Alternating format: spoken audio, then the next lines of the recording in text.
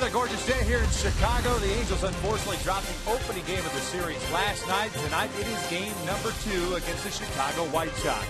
Take this look at the standings in the American League West. The Angels dropped a half game. Astros and the Rangers both idle last night.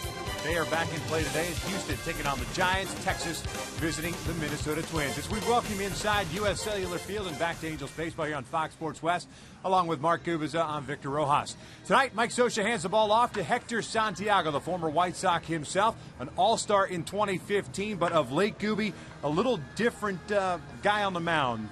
Yeah, Victor, it's his first start against his former team here tonight at U.S. Cellular Field. Take a look at our AT&T U-verse rewind. We're seeing why he was good at most of the entire season because of his fastball command. Very good. Pitching the inside with his fastball, backing up with another fastball, but his changeup and breaking ball, whether it's his curveball or slider, have been very effective. A lot more cut fastballs, a lot more fastballs out over the plate his last 3 starts, and this is why you see the numbers in the last 3, but the ERA over 6. His previous 5 starts, ERA barely over 1 because he was utilizing all his pitches, whether it was his changeup or fastball inside, but also his slider and cutter, staying within his pitching lanes, which are so important for Hector to be successful. He's a high-energy guy, but he's also got to stay within that pitching lane to be successful. He'll be facing a very aggressive offensive unit in the Chicago White Sox. Just ask Matt Shoemaker because they swung to bats last night. The Angels will face another left-hander. It's Carlos Rodon on the mound for the Sox. We're going to step away for a moment. When we return to Chicago, we'll continue to talk about the Angels' struggles of late out on the road.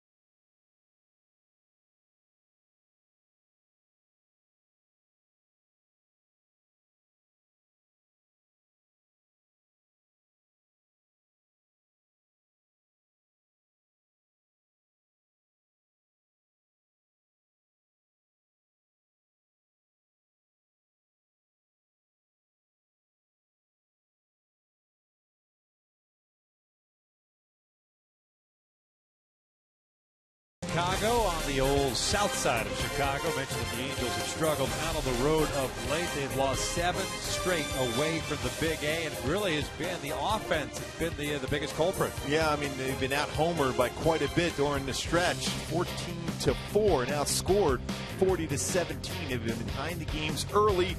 Pitching hasn't been as good on the road. Bottom line is you got to start swinging the bat, get some early leads for your starting pitcher to be allow him to be more relaxed, challenge hitters more middle part to middle down and on the plate to be able to get some quick outs and preserve that lead. We're just about ready for baseball here in Chicago. See if the Angels can right this ship. Sit back and relax. We're going to bring you the lineups in the first pitch when we return.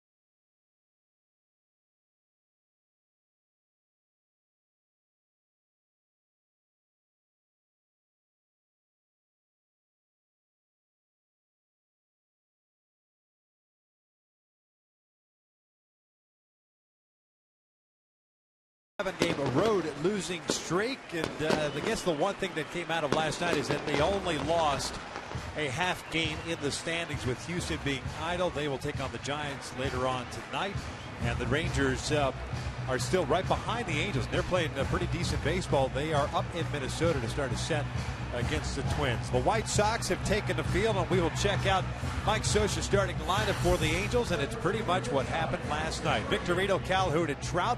Pujols, Ibar, and Crona DH. Giavotella, Iannetta, and Featherston. The same lineup that Mike Scioscia ran out last evening, as they will take on the 22-year-old left-hander. He's a rookie, born in Miami, raised in North Carolina. His name is Carlos Rodon. Rodon is a guy with a power fastball and nasty slider. Also has a cut fastball and changeup. But my go-to is to be successful against him. Aggressive early, even though he has 50 walks in his 84 2/3 innings pitched. A lot of great numbers on the first or second pitch. And don't chase his slider. He bounces that slider, overthrows that slider quite a bit. That's where the walks pile up, overthrown slider. Let's take a look at the defense for the White Sox tonight. Thompson, Eaton, and Garcia in the outfield from left to right. Saladino, Ramirez, Sanchez, and Abreu in the infield from third to first, and Flowers behind the plate. And Thompson making his second career start, first in left field. Played in center the other day on Sunday. Brother of Clay Thompson, world champion of the Golden State Warriors. Dad, Michael Thompson, very amazing basketball player himself. We saw that throwing arm he had in spring training from center field, a very strong throwing arm. So a lot of good arms in the outfield here for the White Sox. Last night, the Angels had to face Chris Sale, and they were defeated by the left-hander, 8-2. The final, the Angels managing just a total of 6 hits in that ball game. See if they can have some patience tonight against Rodon, who has been known to be erratic at times. Tonight's first pitch is going to be delivered by the UPS store. There it is. Now we can start. The official play ball has been announced here.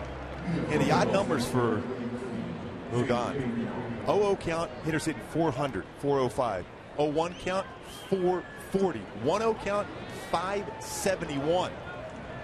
So you have that dilemma as a hitter. Do you attack him early, or do you get yourself into better counts because he can be wild? First one tonight upstairs. It is ball one. Shane Victorino hitting .236, a home run and 4 RBIs. Had a 1-for-4 game last night with his first triple of the season. There's your strike.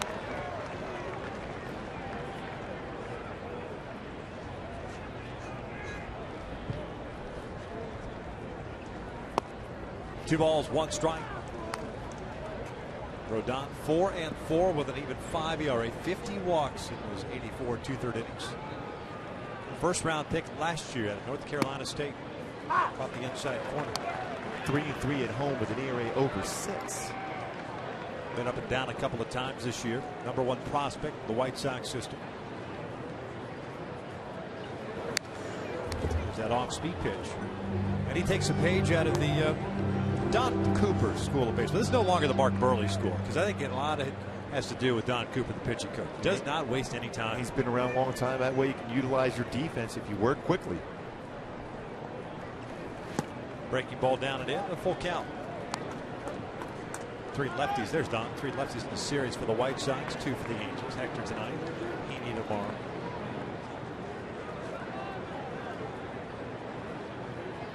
Payoff on the way.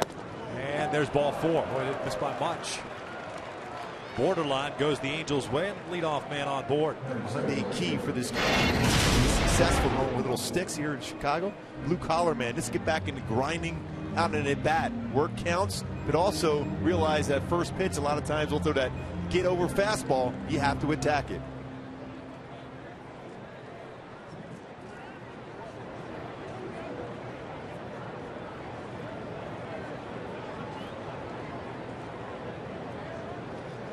Calhoun, a .274 average, 16 home runs, 60 runs batted in. He shoots this one through the left side and a base hit. Good piece of hitting by Cole. He got jammed quite a bit last night by Sale. Again, being aggressive, even though you see a pitcher with all these walks walking the leadoff batter, you're looking first pitch fastball. You got it, goes the other way. Good approach, going the other way. Good level swing, thinking in terms of the other way, left field with that swing. That first pitch against Rodon, now 16 for 38, well over 400 batting average.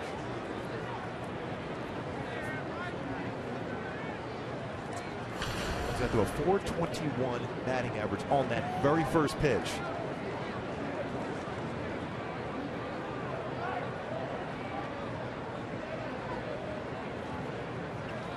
Trout takes a little breaking ball inside.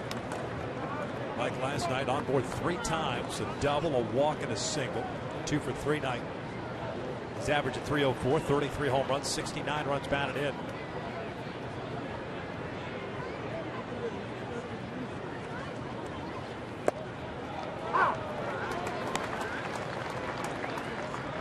Boy, Trout had some real good at-bats last night against Chris Sale, including a 13-pitch at-bat in which he walked.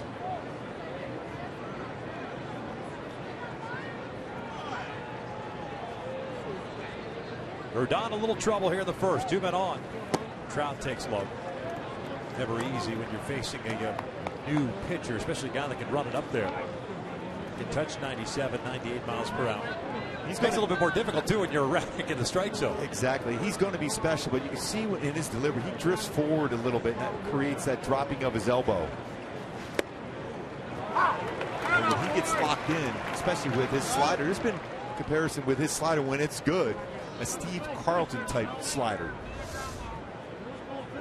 Just drifting forward just a little bit. He's already landed when he's trying to follow through and finish off that pitch. A little bit better when you're younger and your arm is still strong. You can play catch up with your delivery.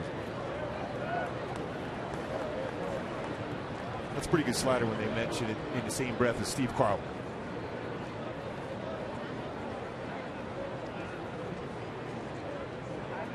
Rodon listed at 6'3", 235. Third overall selection last year. Victorino's second, Calhoun at first. Trout takes down in. Full count. Where if you go. 3-2 count, no outs. Pujols on deck. Base stealers been very successful. It's Rodon. 10 for 12. It's a high total for a left-handed pitcher. No pickoffs. Runners don't go, and Trout fouls it at the plate. Third overall selection, now the highest player ever selected at North Carolina State, surpassing our good friend Dan Plesac. Good guy. Wolfpacker. Dan was 26th overall in the first round. Well, he can bring it. Wow. Talk about a lefty with good stuff. 97-98 before there was 97-98. Another 3-2. And it's a called strike 3. 1 down.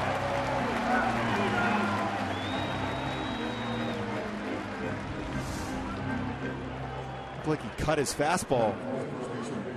Between a slider and a cut fastball, it backdoors it and hits the outside corner. One of those ones, as a hitter, you're frozen because you think it's off the plate. It's a big pitch by the youngster.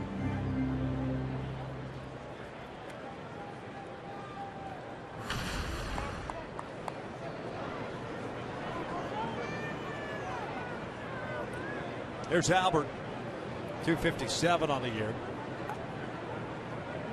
30 home runs, 66 runs batted in. It's been a while since Albert drove in a run. Sunday at Dodger Stadium, to be exact. He will take strike 1. Albert a 1-for-4 game last night with a double late. See, that's that get over fastball. Even though it's 96, that's got a lot of the plate. As this game progresses and they see more pitches from him, we're going to see more aggressive swings on the fastball early in the count.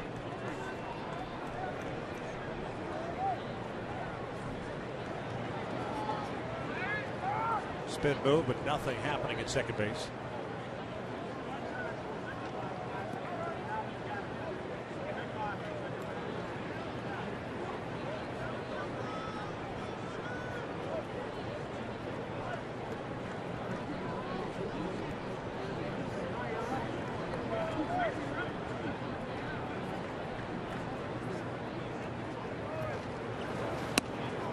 On the outside corner.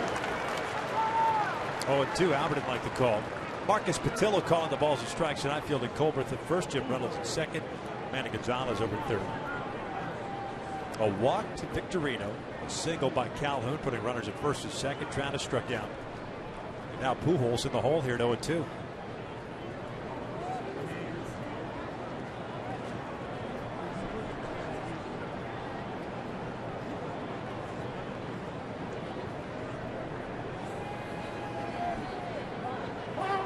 Time was called at the last second.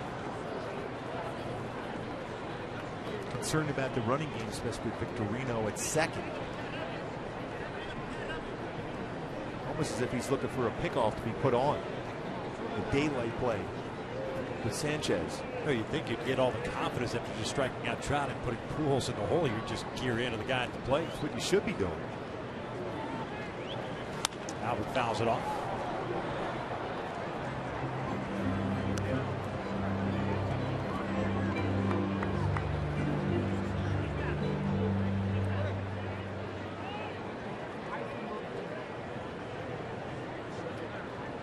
Last start for Rodon was on the 5th against the Rays. Gave up 4 runs on 6 hits and 4 2/3. Start prior to that, he gave up 8 runs against the Yankees. July 31st.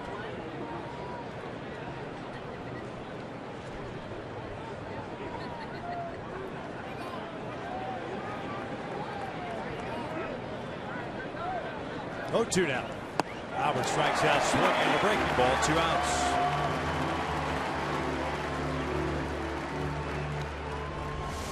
This pitch, that hard down and in breaking ball, that slider. It's one of those pitches too. If you get hitters to swing at when you're on the mound, you're getting a lot of swing and misses or ground balls to your third baseman.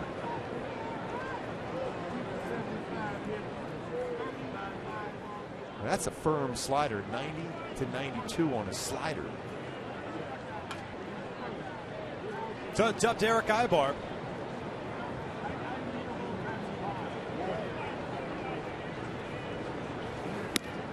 He takes outside.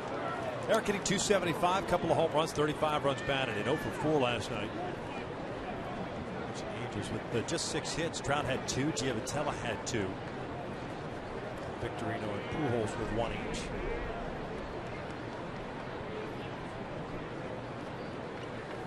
Two balls, no strikes. And sometimes that third out is the most difficult. You strike out Trout and Pujols thinking you're through the inning, and lo and behold, now you're behind 2-0 with Eric Ibar.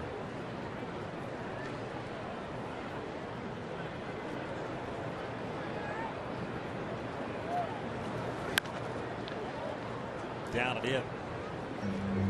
Hard. I mean, really does look like a cutter, doesn't it? Two types of sliders, whether it's a cut fastball and a slider, but similar type of break. One a little harder than the other.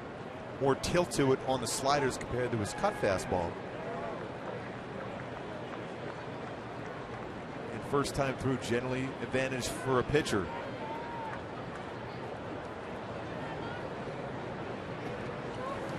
Down and in. 3 balls and a strike. TJ Crone on deck.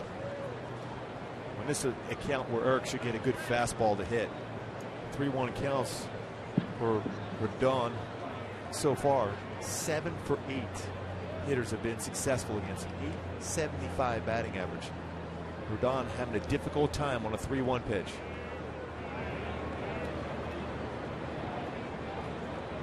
(3-1). Ibar chases what would have been ball 4.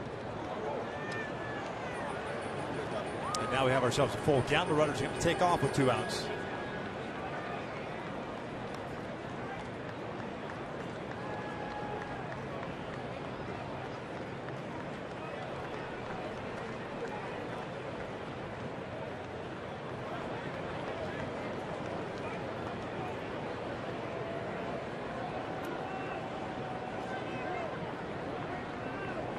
Runners go.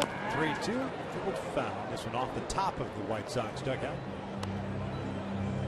The Angels at least have made Rodon work here. 25 pitches thrown this inning. And what allows your guys on the bench to be able to see is what's his out pitches. What is he throwing? At this point, he's throwing every single pitch he's going to throw during the course of the game. A lot of times when you're seeing a pitcher for the first time, he has a quick first inning. Well, you haven't seen all his out pitches, what he goes to behind in the count also. Runners take off again. 3-2. This one's out the left. The Angels will waste a golden opportunity. The first 2 get on base. And Rodon gets 3 consecutive outs. We head to the bottom of the first, scoreless.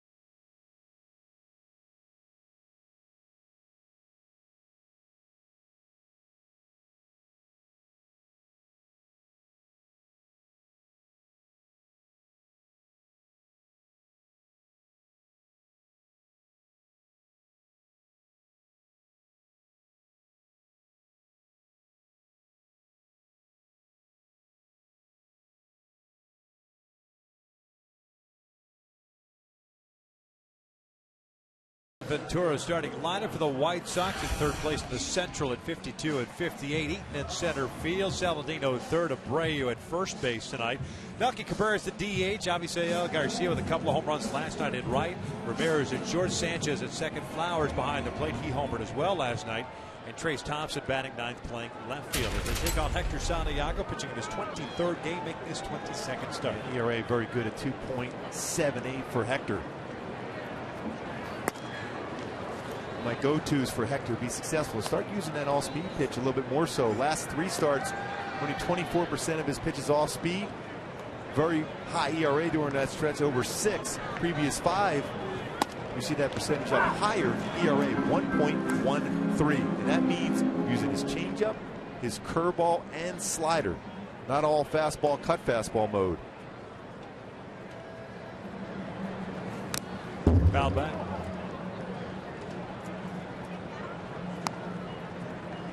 1-2 count on the center fielder. Anaheim getting 269 with 9 home runs. He's driven in 28. A couple of hits last night and an RBI. 2 for 5 overall. White Sox with a total of 13 hits last night. Break the ball outside. 2-2.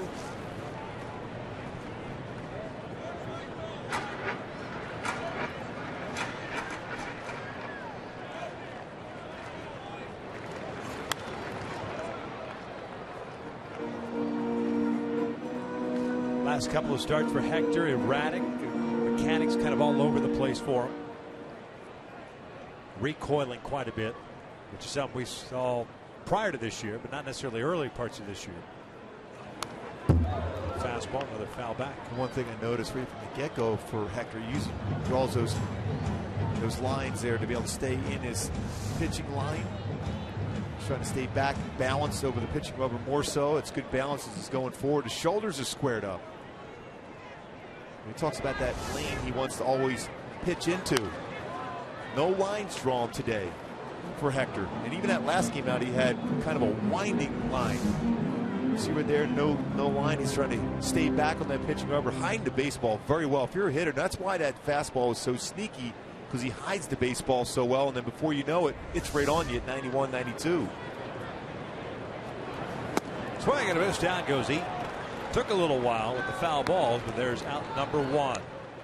Angels defensively have Shane Victorino at left, Mike Trout at center, Cole Calhoun at right. The infield with Featherston, Ibar, Giamatella, and Pujols from third to first, and Iannetta behind the plate. And most times with Hector on the mound, a lot of fly ball action. And in right field, Cole Calhoun has been one of the best.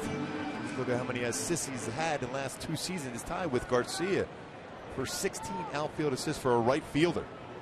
2 in his last 6 games. Toward the hole, Ibar to the backhand. Low throw, dug out by Pujols. Saladino retired for out number 2. Nice play by Eric. Talk about range and a strong throwing arm. That baseball was hit, didn't think Eric would have much of a shot.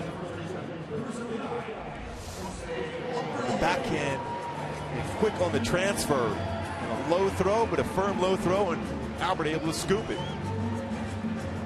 Saladino out on a great play by Eric.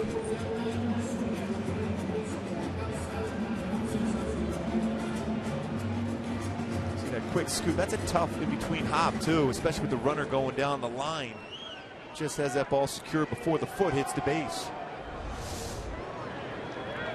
So 2 outs and Abreu to play. That's a pretty good pitch. Doesn't get the call, and it's ball 1. We're seeing a high strike zone established in this game early on. 1 ball, 1 strike on Abreu. Last night DH'd. 2 for 4 game with a couple of singles, 2 runs scored. 2014, a Rookie of the Year in the American League. Hitting .295 this year. 21 home runs, 67 runs batted in. Strike. I want to call the strike. Maybe a makeup for that first pitch. 1-2. Another sign that we have not seen from Hector in his last 3 starts, pitching in effectively to right-handed batters. And he got him swinging on the off-speed pitch. A 1-2-3 inning for Santiago, including a couple of strikeouts. We head to the second, scoreless.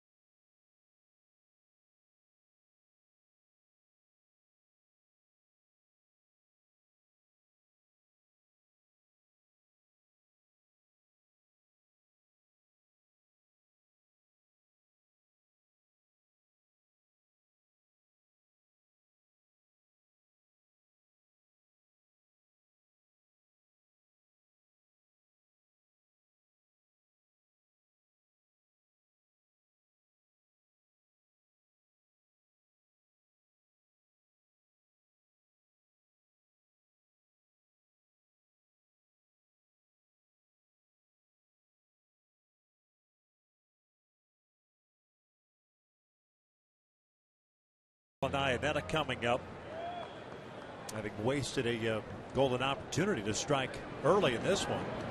Rodon walking Victorino, Calhoun singling left, but then Rodon struck out Trout and Pujols. Ibarra expanding his strike zone, hit a fly ball to left field to end the inning.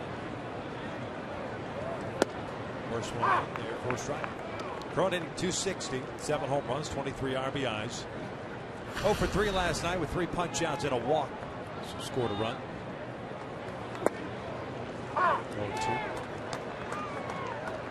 Well, if he's calling that pitch at that spot, it's going to be a tough night for hitters. Away, at the knees. Well, that's what Chris Sale did last night. A lot of off-speed stuff that never a strike. And that's what you have to do as hitter. Make him throw you a strike with his changeup first before you have to think about chasing it. Crow foul tips that one into the mitt. There's out number 1. So you're thinking that perhaps that ball hit the ground before it went in the mitt. My Socha's thinking the same thing. You see if this baseball actually hit the dirt. Those hard sliders. Well, it looked like if he made contact, it's pretty close. Yeah.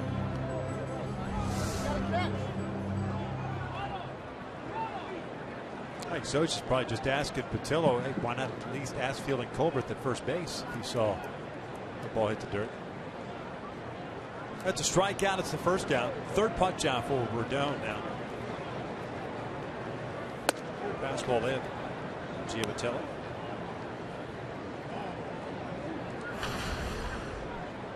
Johnny raised his average to 270 with his 2 for 4 performance last night. Had a double, 2 RBIs.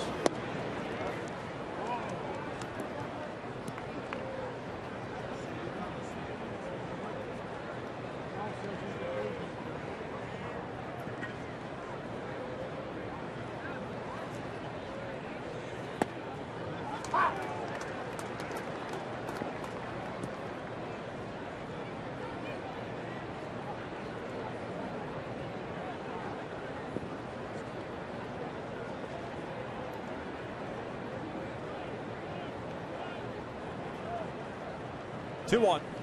Giavitello pulls one down the line. It's a fair ball. He'll head to second. Thompson over. Plays the carom cleanly. It's a double for Johnny. His 20th of the year. Had a big game last night. Couple of hits. Double here on his first at bat. Brought his hands in. Cutter on the inside part of the plate. Brought his hands in and hooks that right down the left field line for a double. It's 20th season for Giavitello.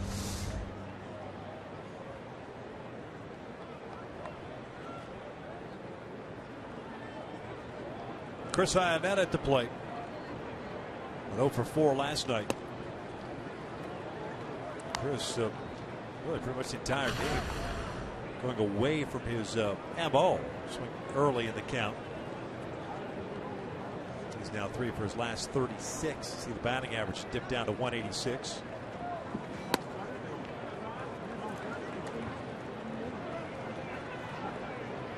Back behind the plate tonight.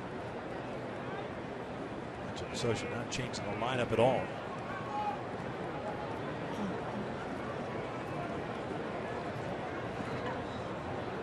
Handles with the loss last night. Now 6 games under 500 out on the road at 23 and 29.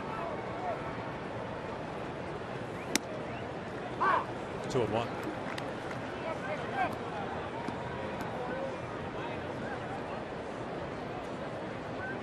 A little erratic with his release point. Rodon. At some point, when you make that many mistakes, hitters got to capitalize. But you can totally see what the White Sox saw in him.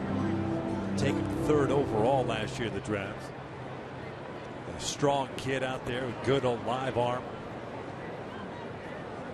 Left-handed. To with that type of stuff. Yeah, he's going to be special. There's no doubting that. Full count. There were a lot of pitches in that first inning, but effectively wild. Giving up a 1-out double to Giavitello here in the second.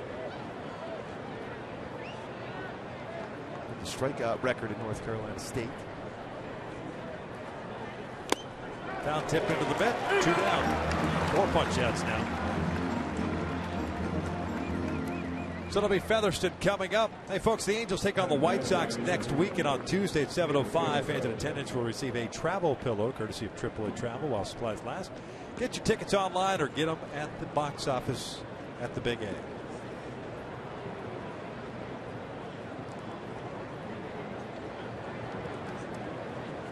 Featherston, a 138 hitter this year with a home run, 3 doubles, 5 RBIs. 0 for 3 last night.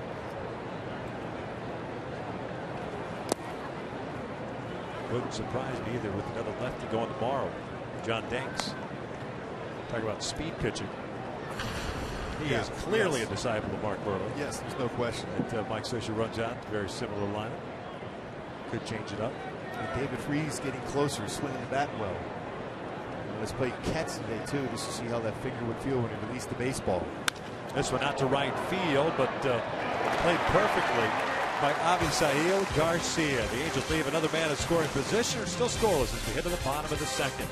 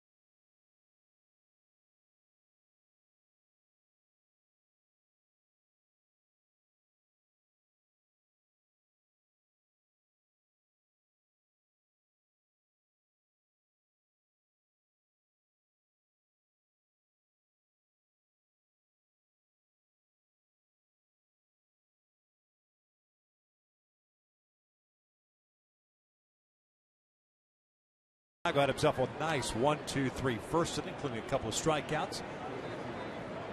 He'll face the Milkman, Garcia, and then Ramirez.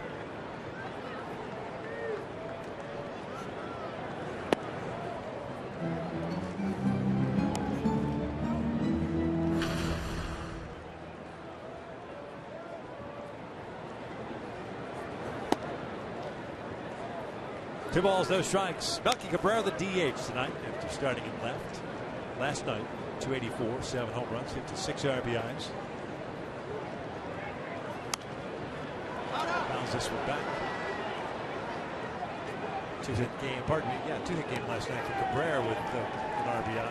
He just missed that one. That was a good 2-0 swing. Inner half of the plate. Fortunate for Hector, popped it up. 3 balls, 1 strike.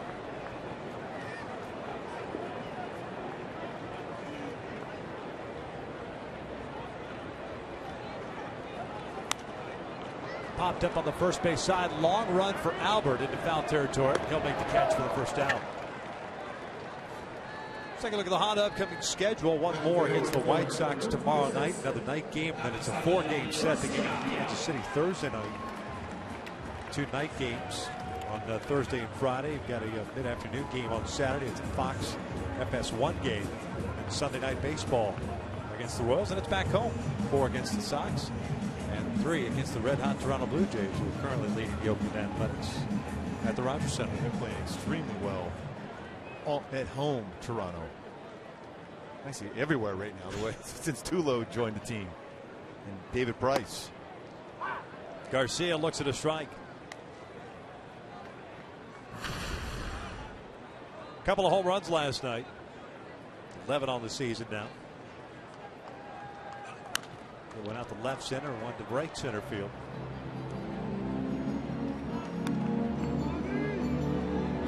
.266 batting average, now 42 runs batted in. Originally with the Tigers, briefly a Red Sox, 3-team deal. Came over to the White Sox. It was a deal that sent Jake Peavy to Boston.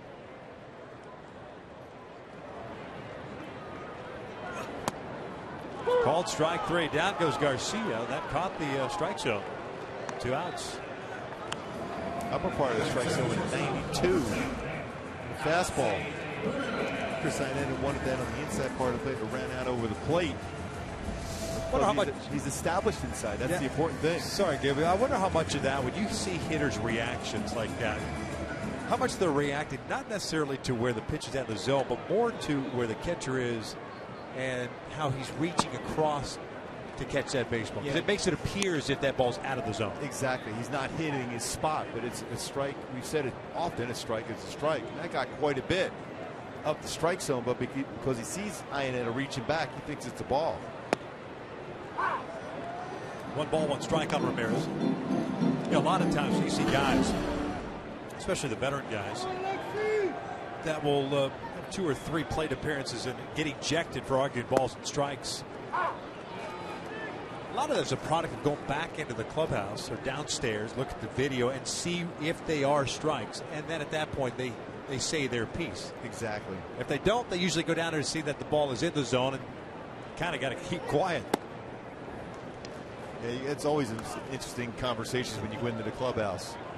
I mean, this one guy was working video for us. I went, where was that pitch? That was a strike, right? What he said, what did the umpire call it? Ball. He goes, well, it was a ball. I said, well, it's right down the middle. I said, what do you call it? A ball. He said, it's a ball. You guys had video back then? Eric Ibar allows Johnny Giavatello to make the catch.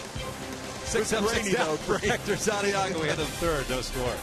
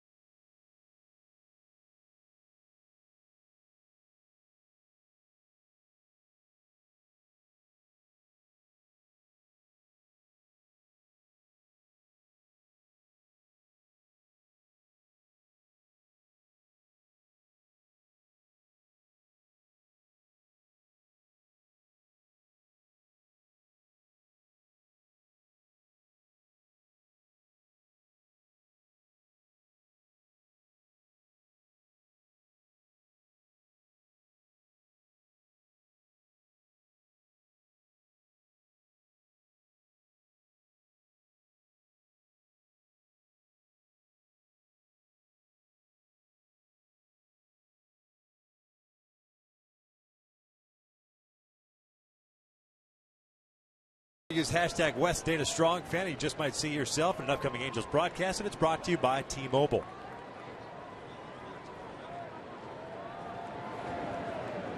No scores. We start the third, top of the order for the Angels. Victorino, Calhoun, and Trout coming up. As usual, plenty of Angel fans on the road trip. The Halos. Shane drew a walk to start off the ball game, but was stranded in scoring position. Halos already 0 for 5. Men in scoring position tonight. Last night they were 1 for 9. That pitch looked low. Called a strike. Evens count now.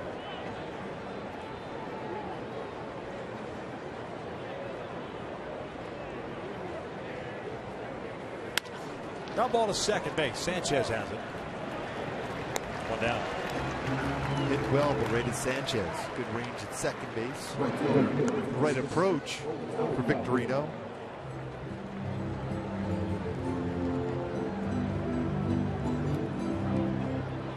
Cole swung at the first pitch, his first at bat, and a base hit. Don will throw him a breaking ball first pitch now.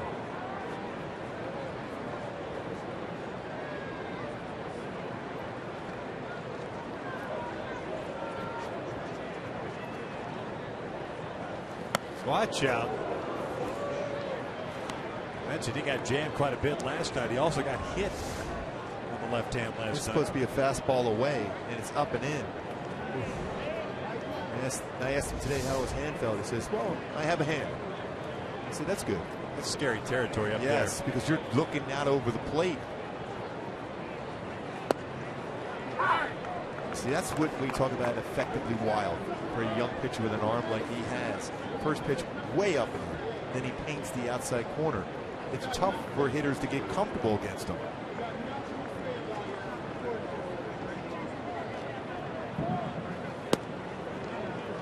It's that late movement there. Just watch Flowers catch that ball. That was a strike. That was a strike. Rodon wanted to call the strike. And that's the one thing you always try to avoid when you're a young pitcher, questioning was it a ball or a strike, because all of a sudden that strike zone gets a little bit smaller against you.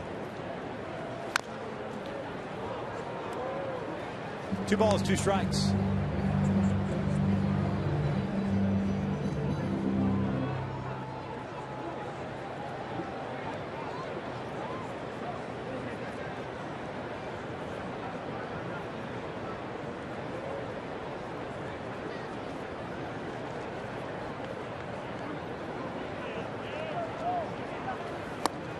Goes down swinging on the high fastball. Well, you fear having him start to get locked in after a little stumble at the beginning of the game. What a strong arm he has to be able to go upstairs with a fastball like that to get by Cole Calhoun. 5 strikeouts.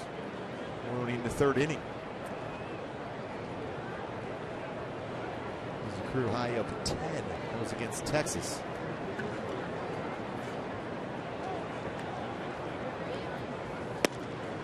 Trout looks at a strike. Mike struck out looking in the first.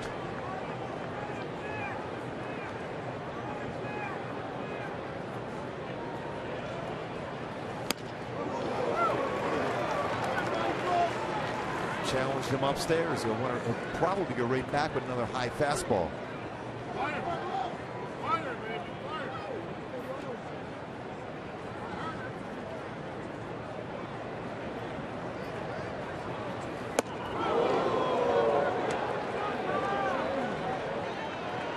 He ran that one up there at 98. He did go upstairs with his fastball.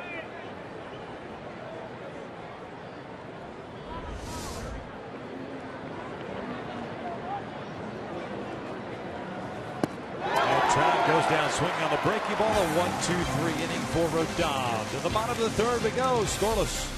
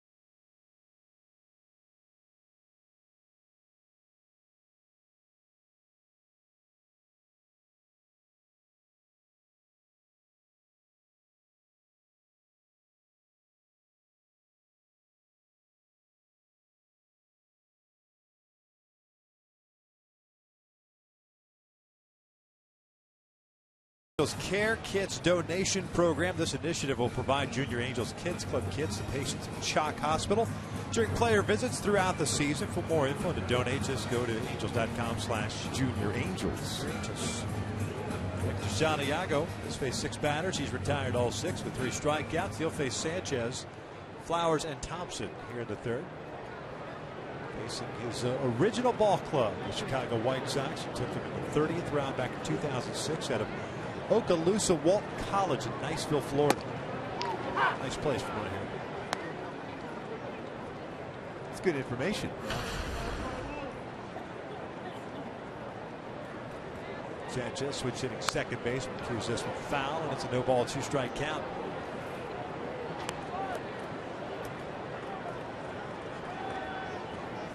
.231 hitter. 3 home runs, 17 runs batted in for Sanchez. Fouls this one back. Hector, when he got to the big leagues with the White Sox, pretty much a reliever up until 2013. Then was a swing guy, pitched in 34 games, 23 starts. So picked up 4 saves in 2012 for the Sox. This one's grounded to Giovitello. 1 down. Of course, he was part of the 3-team deal that netted the Angels not only Hector, but also Tyler Skaggs. The Diamondbacks and the Sox being a part of it. Early on here, Hector looks under control. 2-0-2 counts so far in this game. Utilizing all his pitches, staying down. A couple ground ball outs already also.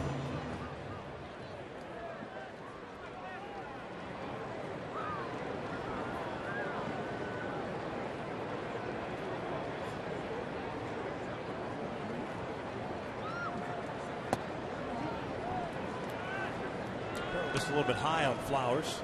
Catcher, 221, hit his 8th home run last night.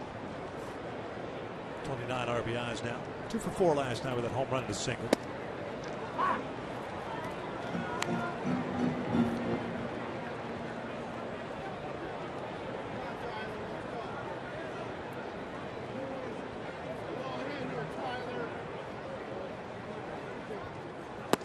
Good on speed. He's got that going here in the early going. He's really doing a nice job as far as staying on top of that changeup and turning that over the run down and away.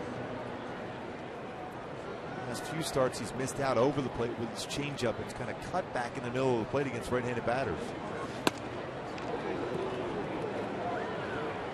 Pretty close to being called. Could have been called a strike.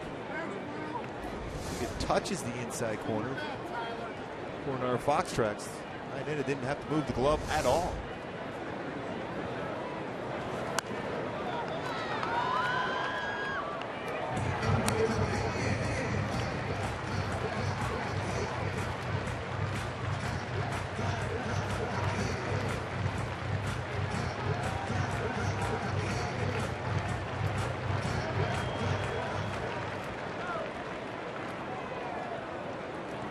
Two again. Flowers pulls one over to 3rd and is smothered by Featherston. Nice play.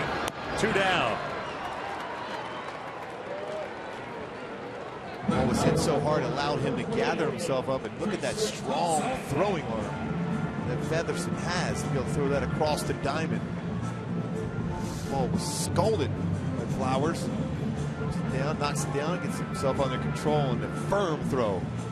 It's Flowers at first base. Boy, if Taylor can ever get the offensive side of his game at the major league level going, he's an everyday player. Yes. He already is defensively.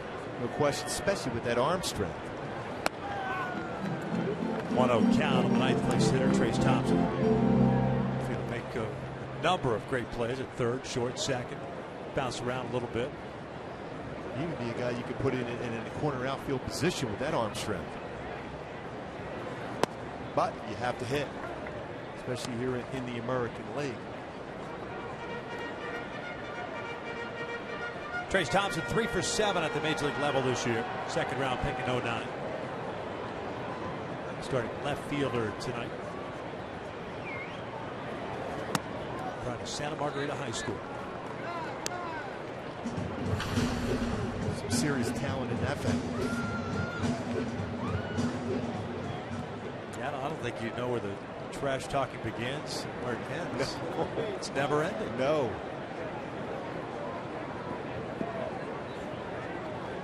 Michael, his dad, good friend. He's just a great guy. What a great basketball player he was. They probably take exception to you saying was. Still think he can play? You're going to get text here soon. I know That's it. ball. 3-1. This one's popped up. Giavotella calling for it. And another 1-2-3 inning for Santiago. 9 up and 9 down. We'll head to the fourth. Still scoreless.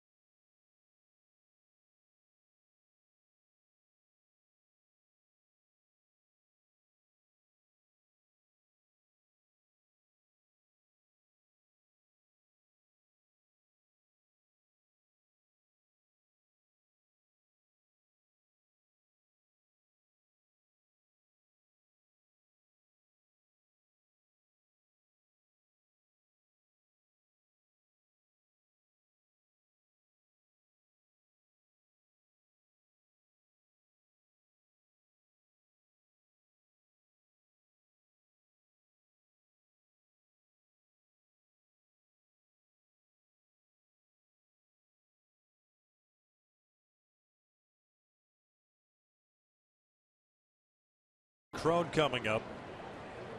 Good pitchers duel so far between Rodon and Hector Santiago. Rodon's allowed 2 hits. He's struck out 6. Santiago's yet to allow a base runner. He has struck out 3.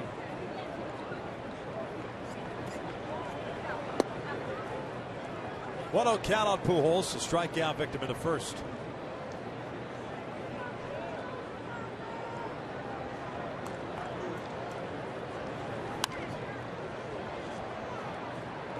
This season against left-handed pitching, Albert just hitting .211, 5 home runs, 10 RBI.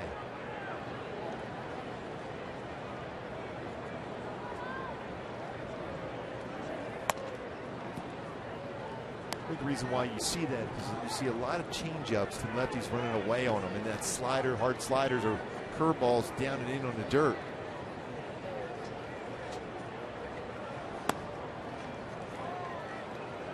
3 balls and a strike. He struggled this year with men in scoring position. Just .220 this year. But still second on the team with RBIs of 66.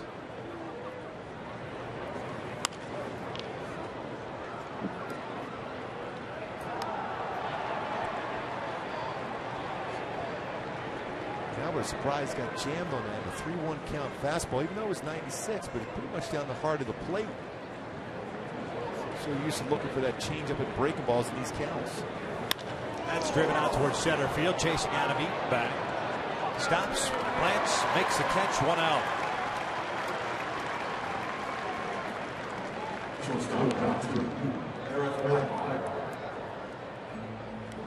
The frustration, hit that ball better. Didn't quite get the barrel of the bat out there quick enough to get that one out of the ballpark. No one works harder than Albert Pujols on his swing.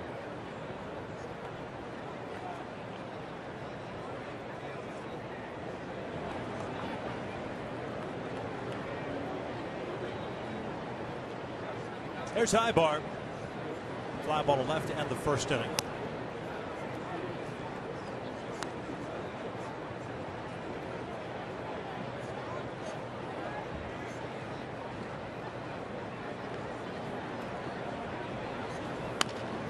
toward the hole. Ramirez has it. Talking about strong throwing arms. So Alexi has 1-2 down. Two of the best in the American League as far as arm strength. Ramirez and Ibar. Both their throws last inning. Plants the foot and fires the ball across the diamond.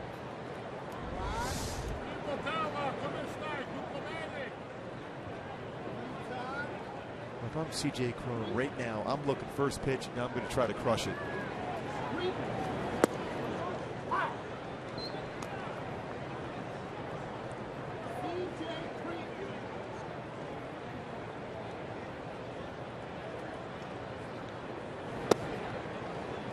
Cron struck out in the second. 0 for 1.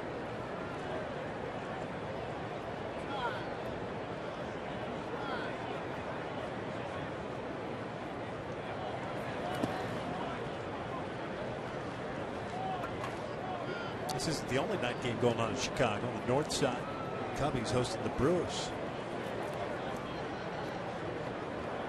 Doesn't happen too often. Well, different type of Angel shirts and jerseys there.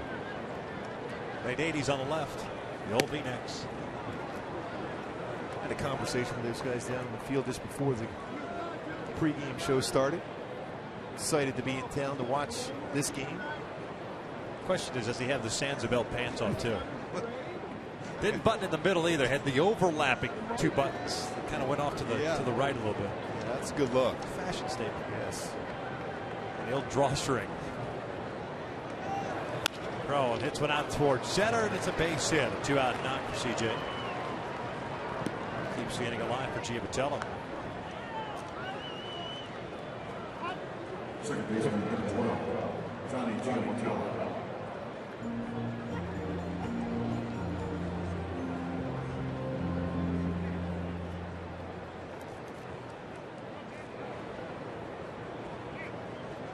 Conversation here. We're down at 66 pitches so far. To 6 strikeouts. Rookie campaign. 10 strikeouts in June. That was against the Texas Rangers. It's his career high. You figure with his kind of stuff that he's going to rack up some strikeouts in his career. Johnny doubled down the left field line at his first plate appearance. Stranded in scoring position. Looks at a strike. Second double in this many nights for Johnny. His 20th of the year. Oh, it's Ronald leading Oakland 4-1. Texas leading Minnesota 2-0 that game in the third at Target Field. Houston at San Francisco later on. Minnesota is really struggling now. They're under 500 and 1 game under. 55 and 56. They came out of the All-Star break with a lot of promise. Played good baseball the first half. Giavatello goes down swinging, but that hasn't been the case for the Twins. We're at the bottom of the 4th, still no score.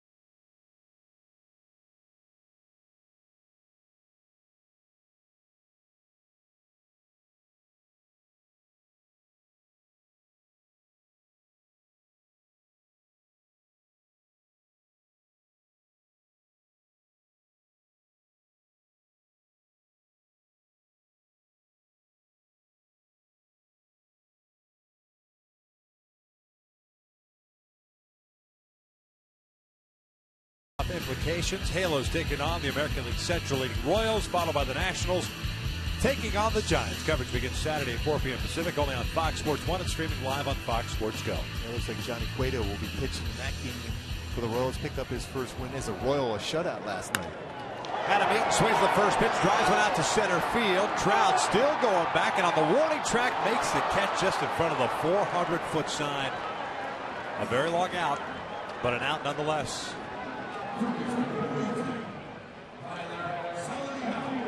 Nice job of drifting back on this baseball. A little more shallow, going back. The ball is carrying right in front of the 400-foot sign in dead center field. Trout makes the play, though.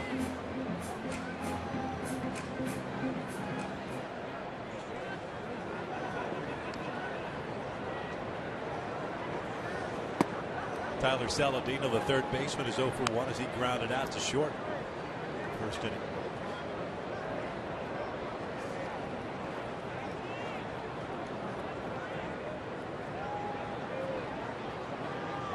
Saladino last night 1 for 4 with a single and a stolen base. He's ahead of the count of 2 balls, no strikes.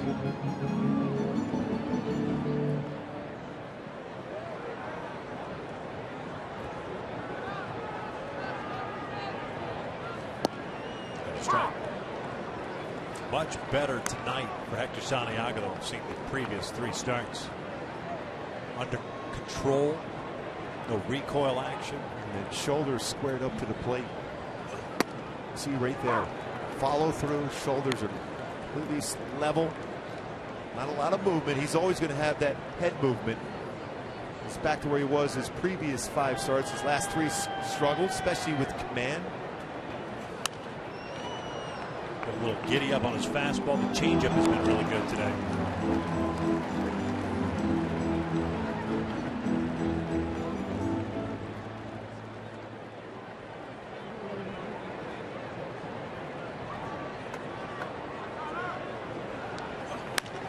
Ground ball toward the hole. Ibar knocks it down, and it goes an infield hit. First base run of the game against Hector Santiago.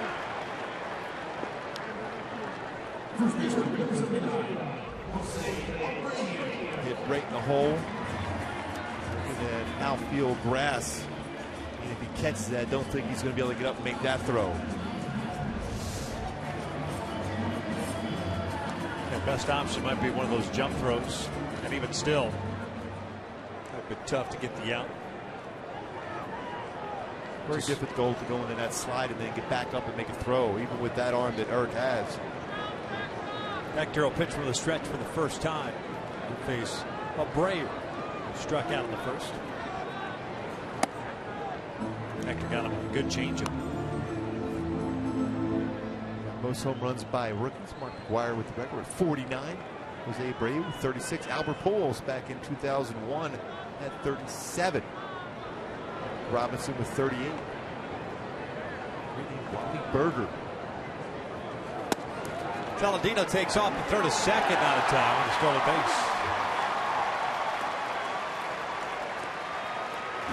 Saladino had a pretty good jump.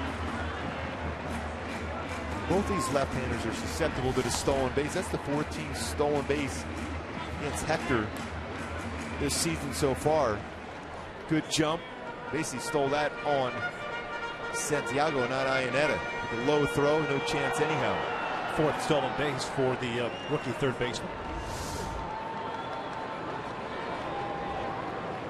Abreu with a 1-ball, 1-strike count. No score. We're in the bottom of the 4th. Chow.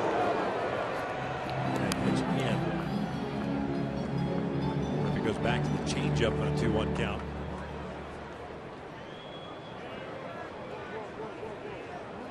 Yeah, you don't want to give in and groove a fastball here. Try to use that aggressive swing against him with an off-speed pitch. See, he was roaring out for a fastball. When you're facing a run producer, when they get in those fastball counts, they're more apt to chase an off-speed pitch. They're not going to miss many fastballs in those counts. Throw him another one right here. Yeah, but give it a shot. In fact, even if you go 3-2, throw him another one. Exactly. Or the only other option you have is a high fastball above the letters.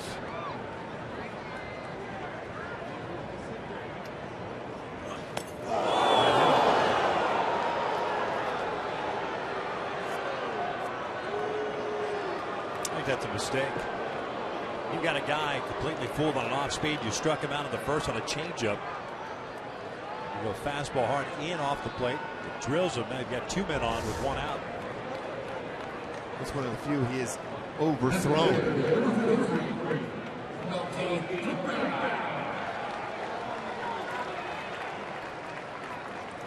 Shoulder, the chest, and then hand with that pitch. 8th batter that Hector's hit this year. And the 12th time that Abreu's been plunked. So 2 on, 1 out. Here's Melky Cabrera, who popped out to Pujols in foul territory. His first plate appearance.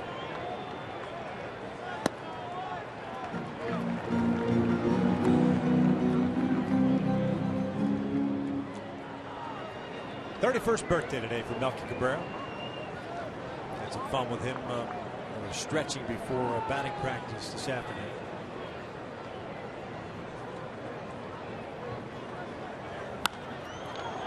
Foul and out of play.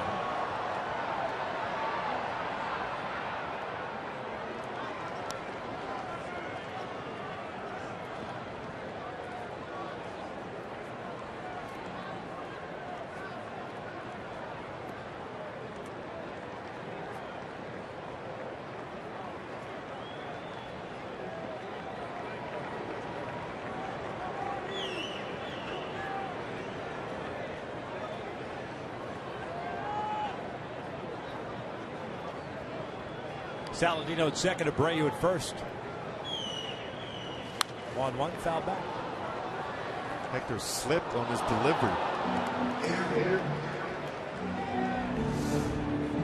Trying to drive that fastball in the inner half and then slid off that front leg. His delivery elevated that fastball off the outside corner. Stay back. He's rushing right now. He's got to stay back a little bit longer.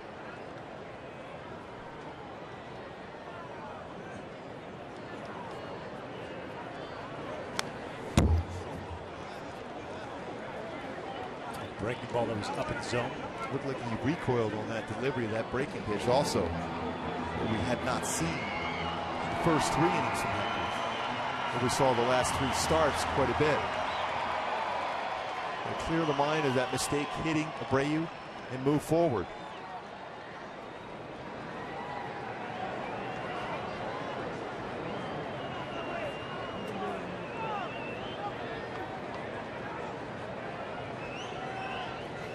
This one's out toward left center field. Victorino not going to get there. One hops the fence. 2 runs will score. Cabrera to second. 2-0 to White Sox.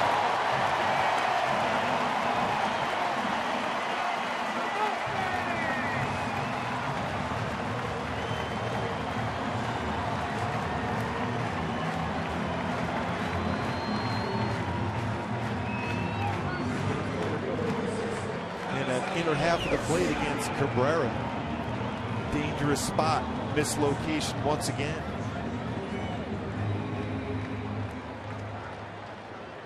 With the speed that Victorino has out in left field, is not able to run that one down.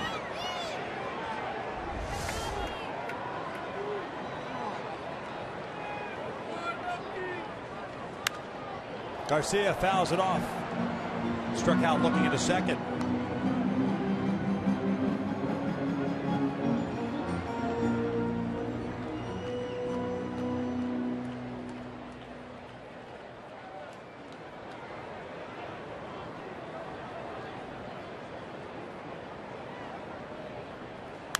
That's hit out toward right center field.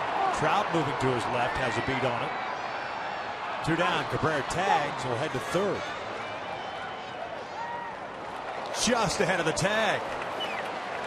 Tell you what, Trout's arm is getting stronger and stronger. The long toss he's been doing a lot over the last year, year and a half has really paid off for him. Melky Cadillacing that one into third base. Gets behind the baseball well, but you see how strong that arm is starting to get for Trout, and it's right on the money. If he stumbles at all off that base, he can be tagged out. That's Joe McEwing telling him to stand up, not get down.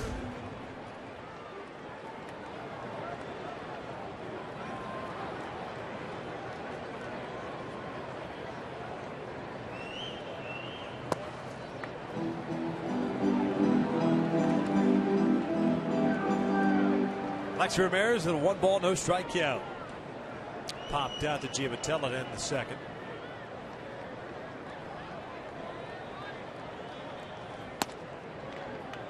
Two 2-0 Sox here in the fourth. Single with a stolen base to Saladino with 1 out and 2 strikes, hitting Abreu. Cabrera brought both runners in with a double. 3-0.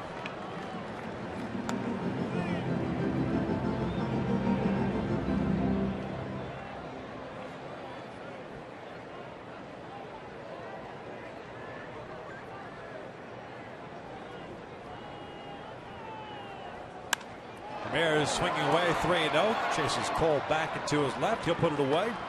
Damage done. 2 runs in for the Sox. We head to the 5th. The Angels trail it 2-0.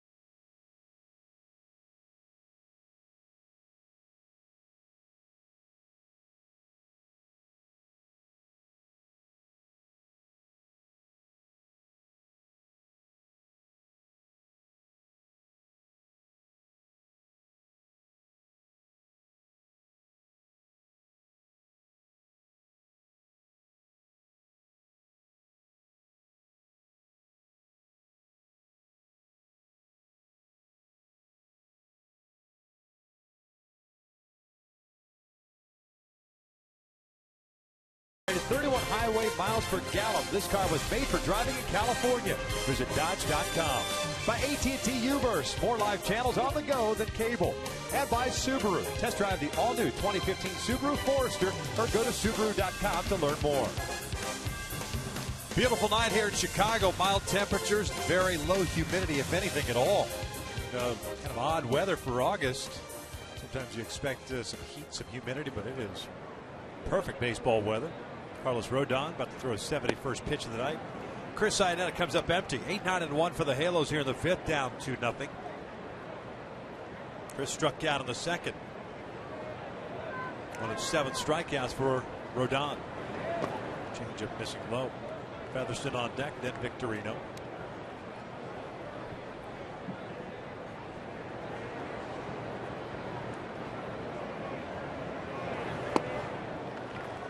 Hard slider again. And that tough first inning. He's really had a good feel now for his slider. Mixing his changeup, a plus pitch itself to go along with his fastball.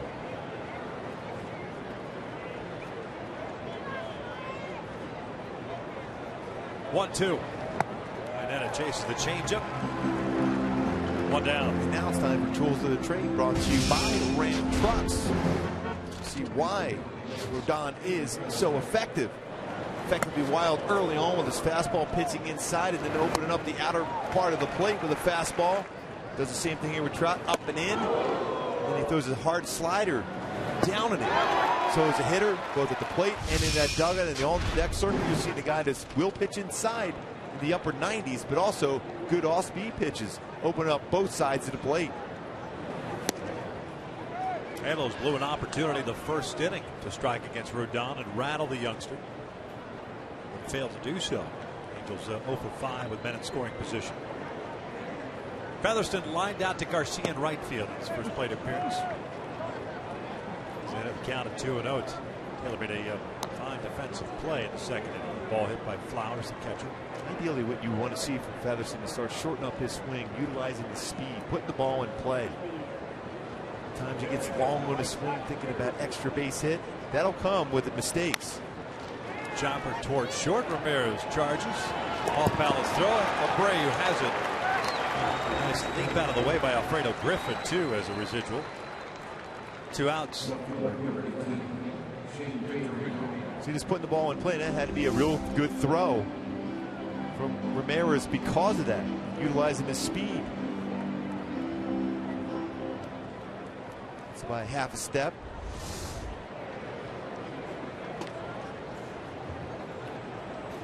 It couldn't hurt Featherston either to drop down a couple of bunts on occasion. Yeah, you bring those infielders in.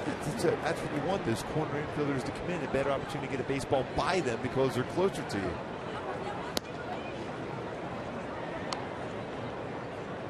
And he has good speed.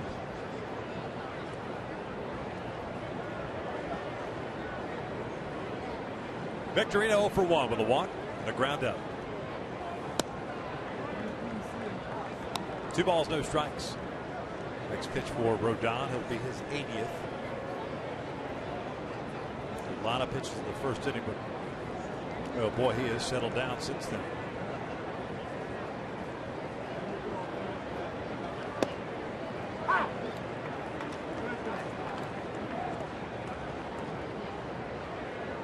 Doesn't look like a guy who came in having walked 50 guys in just over 85 innings. He's under control, not overthrowing. The conversation that I had with many White Sox people is he's overthrowing his slider. He hasn't really done that a whole lot tonight. Full count. Born in Miami. At the high school Holly Springs, North Carolina, and on the North Carolina State. That's a called strike 3. Victorino thought he had a walk. And according to Fox Tracks, it looked like it may have touched the inside corner. The Angels go down in order and still trail it 2-0.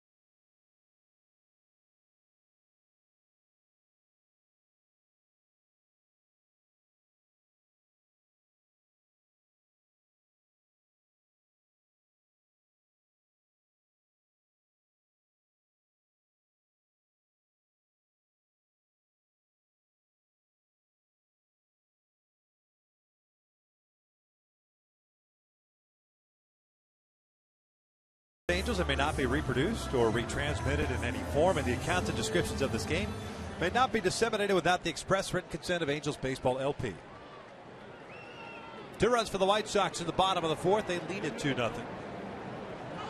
Near the bottom of the 5th, it'll be Sanchez, Flowers, and Thompson. The bottom 3rd, and it is strike 1. Carlos Sanchez, switch hitting second baseman, rounded out his first time up. Bounced up. They've got Marcus Patillo, the home plate umpire. Whenever you see a catcher walk out to the mound after something like that, it usually means that the umpire got hit.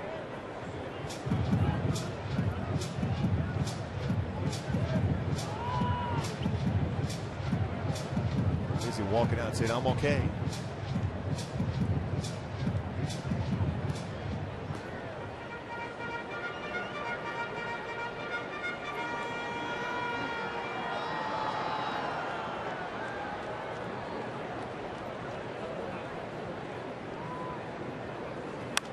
Popped up.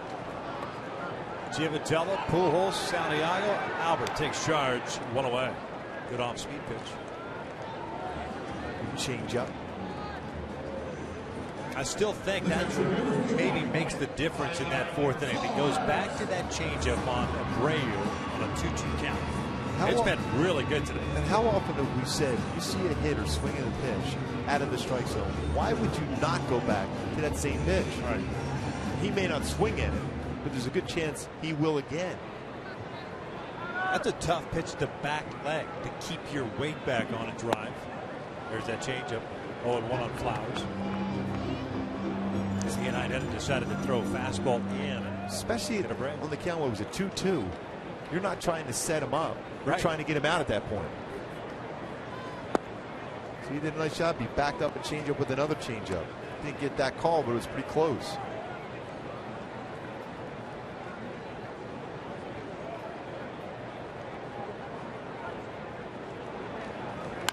Pulled down the line, and Featherston again, this time to the backhand.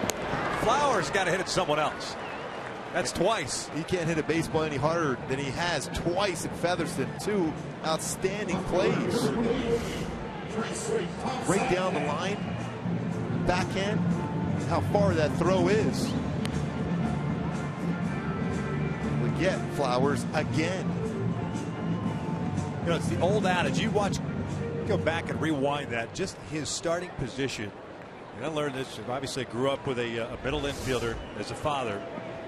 The lower your bottom half is to the ground, the better chance you have of fielding a ground ball cleanly.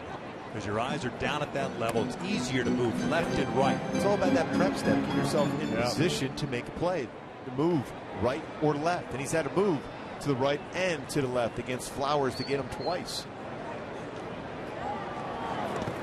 Down low. 1 ball, 1 strike.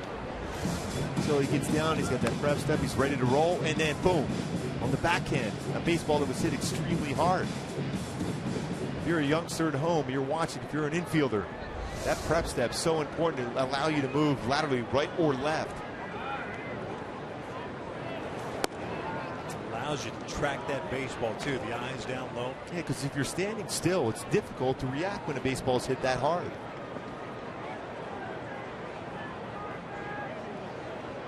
Two-one count on Thompson. Popped out to Giavatello. He skies this one out to left center field. Trout racing back.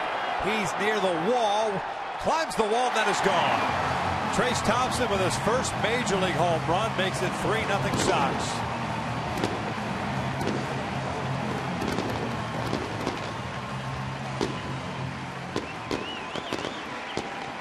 We saw a lot of him in spring training. Special athlete. Cover a lot of ground, good throwing arm. He's hit the ball well so far at the major league level. He's got good balance, barrel of the bat. Stayed back on that baseball very well and hit it out to a pretty deep part of the ballpark here. U.S. Cellular Field. And a lot of hugs, high fives. Town would be real happy back in SoCal at this point.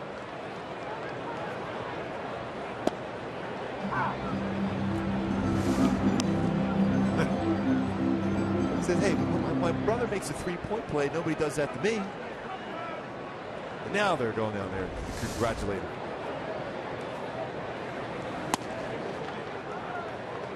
One-two count on Eaton, who's 0 for 2.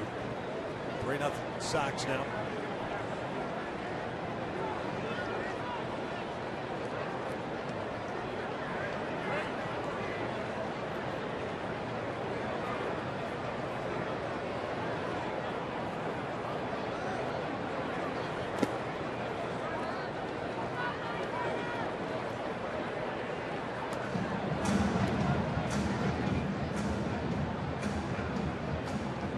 Both teams with 3 hits. White Sox have made theirs count. Eaton flares one out to left center. It's a base hit. Trout over to hurry up and cut it off. Eaton's going to stop at first. Good job by Trout. Otherwise, talking about a double.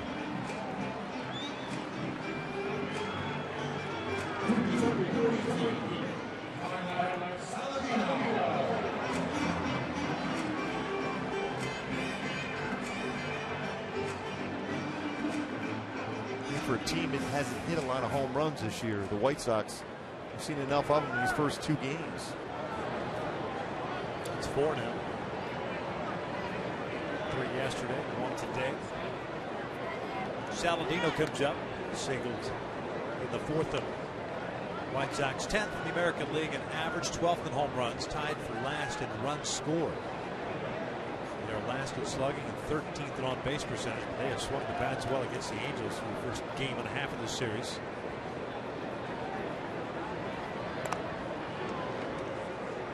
Hector 79 pitches. He's 3 strikeouts. He retired the first 10 batters he faced tonight.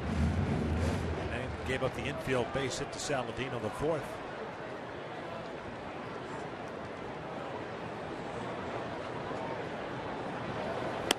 One and out.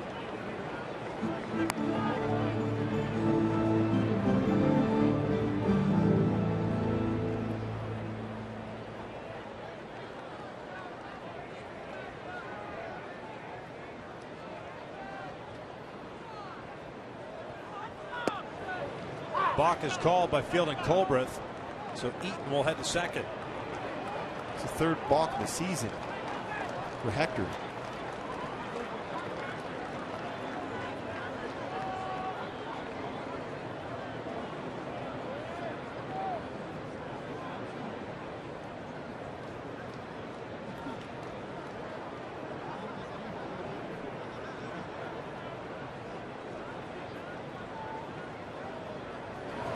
One-0, lifted out to right. That'll do it for the Sox. They add to their lead on Townsend's first big league home run. We head to the 6th inning. The Angels have 2, 3, and 4 coming up, down 3-0.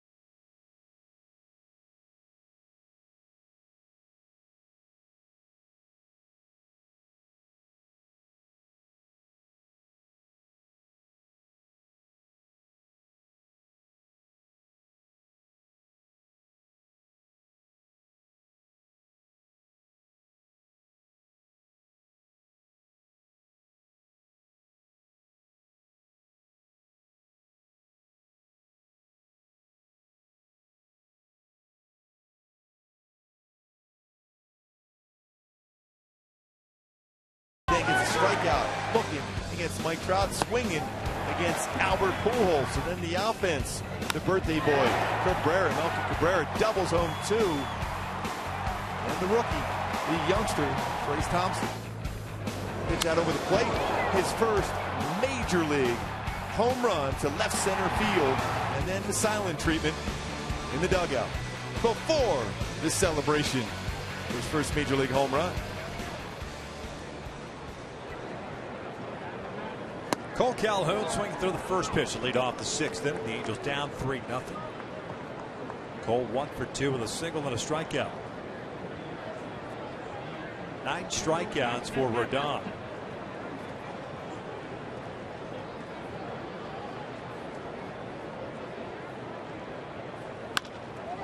Chopper over to second. Sanchez has it.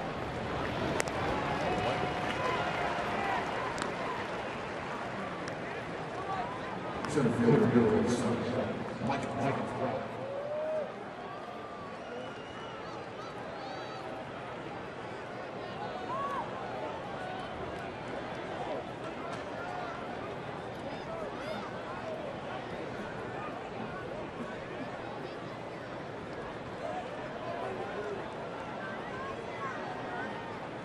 Trout pulls one toward the hole. A nice play by the third baseman Saladino. Trout retired for out number 2.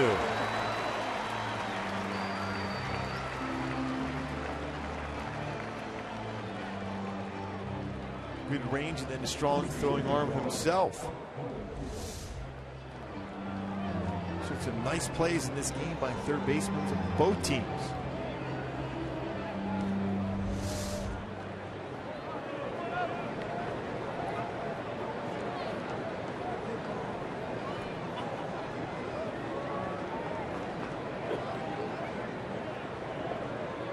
Albert 0 for 2. Strikeout and a fly ball to center. Take down and in. For a guy with control issues, we haven't seen that at all. It's the very beginning of the game, the first inning.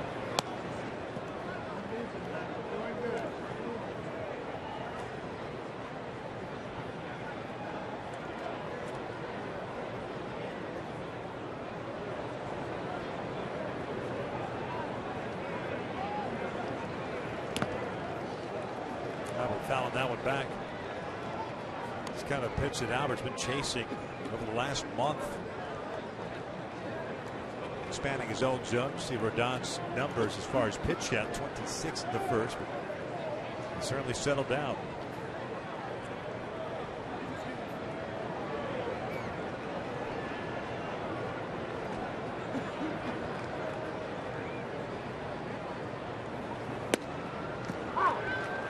He's spotting his fastball away, spotting a fastball in. Hard slider and good changeup.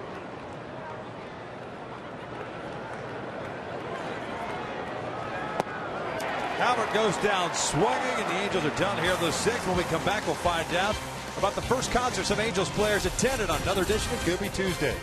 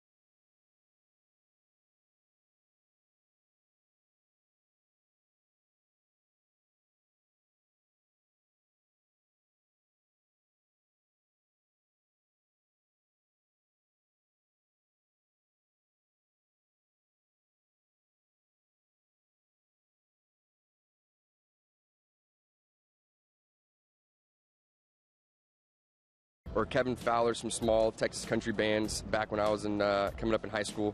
Those were always a good time. Jason Aldean. They had a deal called Orange Peel at Oklahoma State, and he performed there in Stillwater. Backstreet Boys. Back, I think I was like 6 or 7. I have 3 sisters, so I got drug into it. Backstreet Boys. Backstreet Boys. I mean, they're good. Yes, they're good. And they're still around. Yeah, they're still around.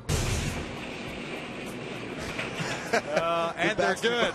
And they're good. A little bit of difference between his first cousin. Mine was Black Sabbath, so a little bit different. Yeah, I love that tagline. And they're good. guy's still around. Yeah.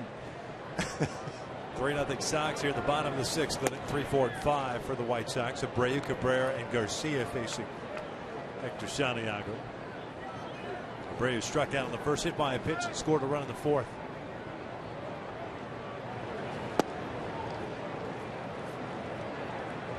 Two balls, one strike.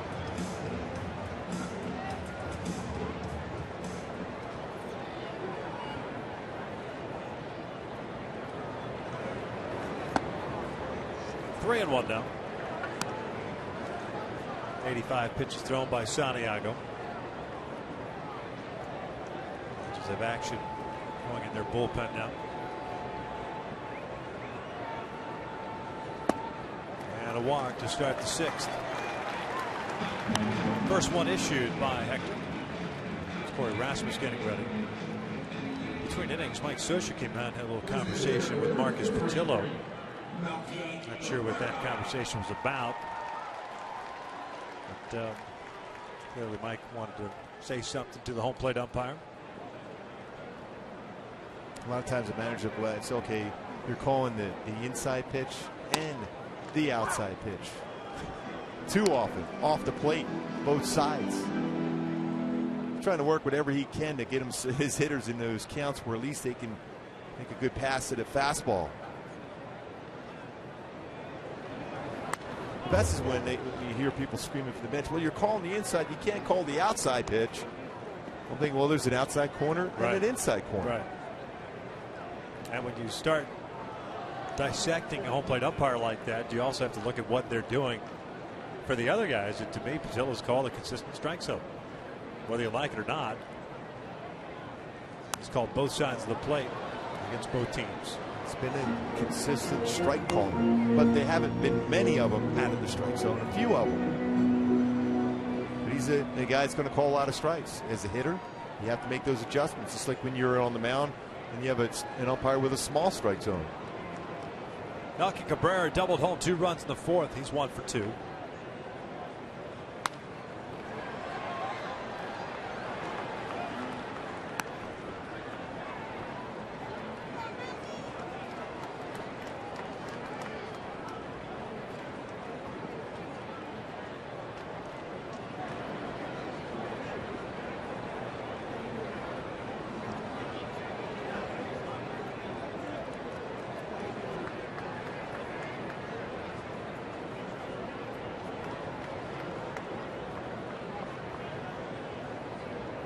Double for Cabrera, his 27th.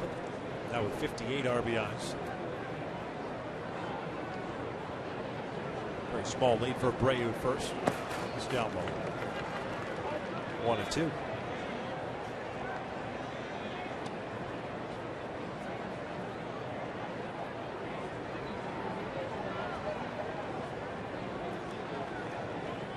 Toronto defeated Oakland tonight.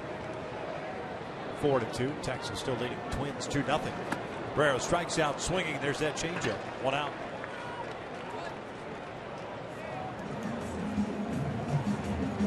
Garcia's coming up. Looks like Mike Scioscia's coming up. May make the move to Corey Rasmus.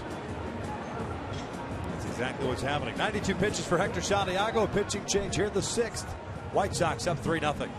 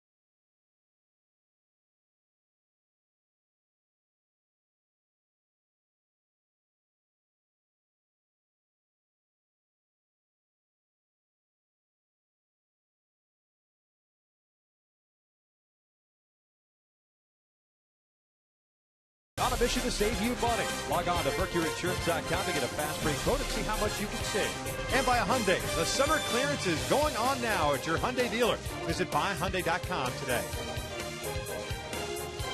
3-0 White Sox here at the bottom of the 6th inning, and Corey Rasmus summoned from the bullpen to take over for Hector Santiago with 1 out and 1 on. Into our in and out. Who's in, who's out.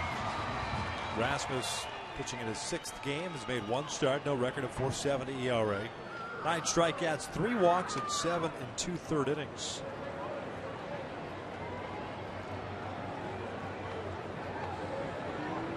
Last outing for Corey was on Sunday against Baltimore. 2 solo home runs in his 1 inning. Some Garcia, and the first one's down and away. You're sitting at home, you're thinking, why did Mike Scioscia pull Santiago at this particular point? They're trying to monitor his innings as he's getting into that part of the year where he's never been before as far as innings and starts. As the season progresses, wants to keep him strong through the end.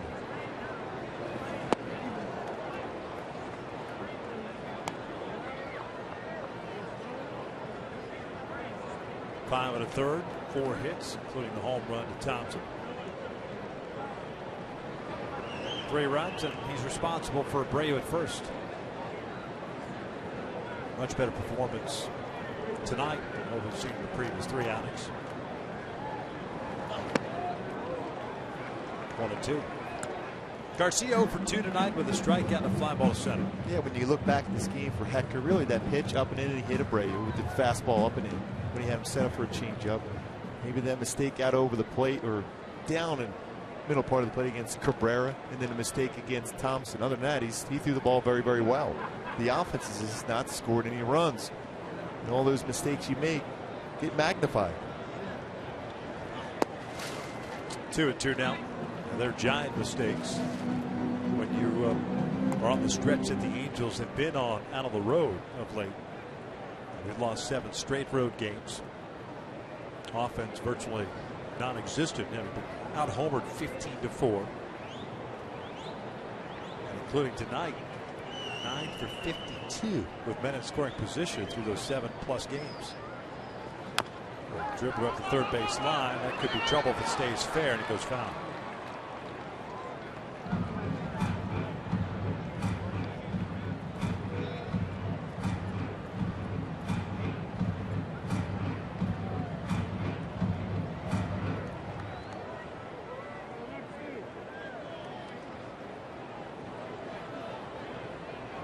See, it makes that slow walk back to the home plate area. When he was at the Tigers, remember they called him like a mini Miguel Cabrera. Just looked like him, at a similar batting stance.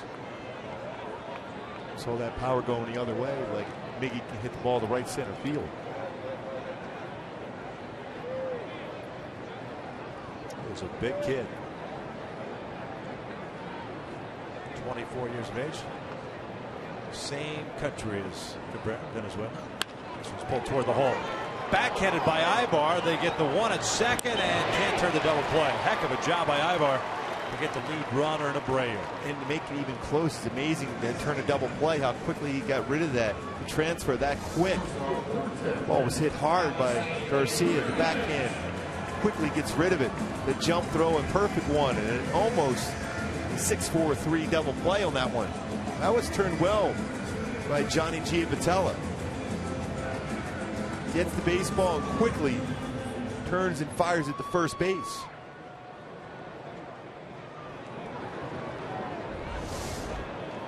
So Ramirez comes up now with 2 outs and a man at first. Twice he's hit a fly ball out.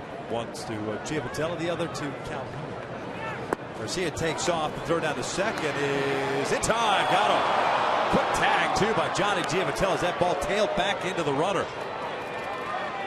Robin Ventura might have the White Sox clubhouse take a look at it quickly. See if the tag is on the shoulder area before the foot is down. Yep. Like he's got him. Yep. No argument for Robin Ventura. We will head to the 7th. The Angels down 3-0.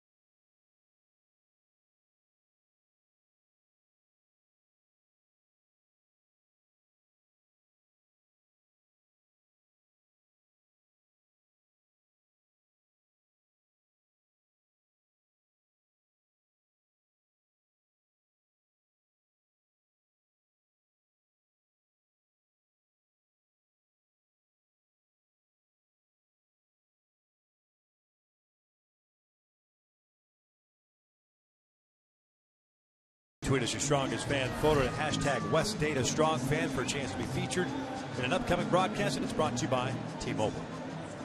Eric Ibar to lead things off for the Angels here in the 7th. The White Sox up 3-0. Ibar, Cron, Giavitello. Carlos Rodon, in his rookie campaign, has matched his career high in strikeouts tonight with 10. Ibar 0 for 2. Fly ball to left and a ground ball to short. 2 pitches for Rodon.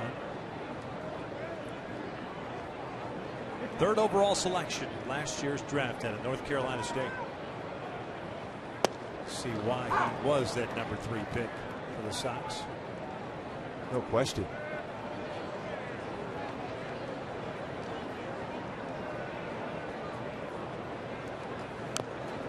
But in foul. 1-2. Not a bad idea. Need base runners.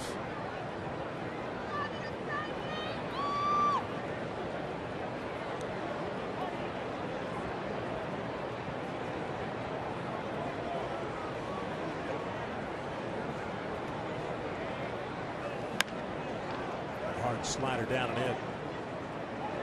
Back to that Toronto game. Toronto is now 12-0. That's Tulowitzki had started the game for the Blue Jays.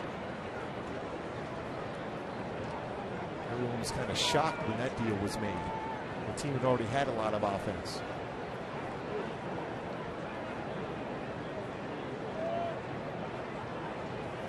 Ground ball to second. 1 down. Up steps C.J. Cron.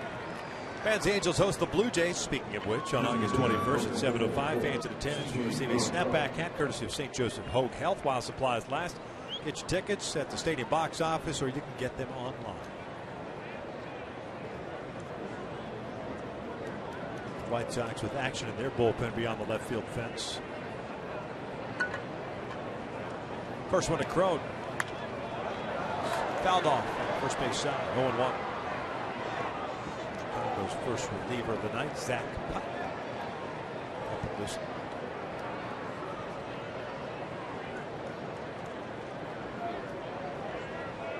Another one of those big arms. It's 4th in the American League. Putnam is strikeouts per 9 innings, 12.89.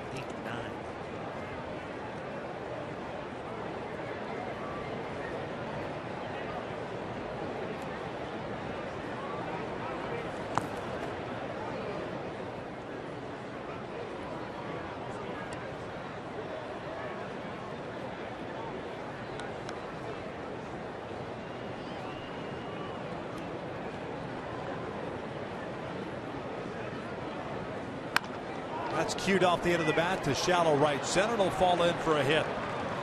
That'll freeze the center fielder thinking with a swing like that. It'll sound off the bat. Ball may go a little bit further than that. Falls in nicely in the outfield for C.J. Cron's second hit.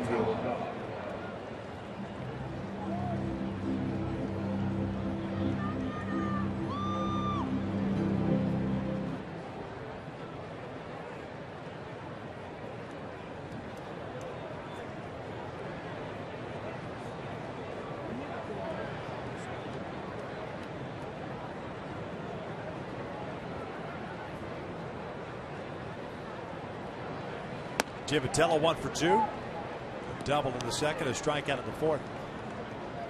Single by Cron, the 4th hit for the Angels tonight.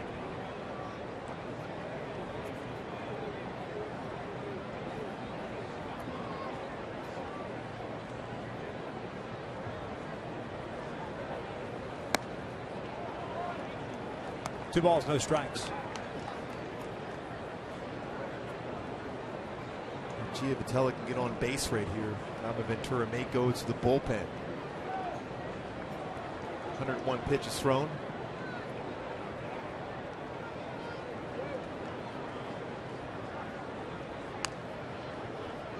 Most pitches he's thrown in the game this year, 116. It was on June the 9th against Houston. His longest outing of his brief big league career, 6 2/3. He's gone 6 1/3 tonight. 10 punch outs.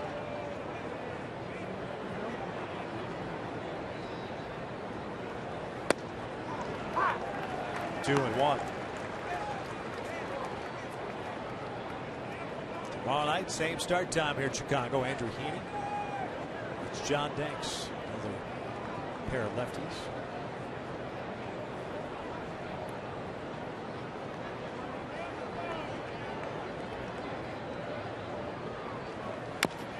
This one off the plate toward third. Saladino's only placed to first. 2 down.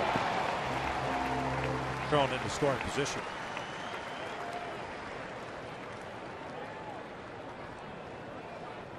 Saladino's played a solid third base. You have to charge that baseball one more hop. And Giavitello probably beats that one out. Aggressively charge it, throws him out at first.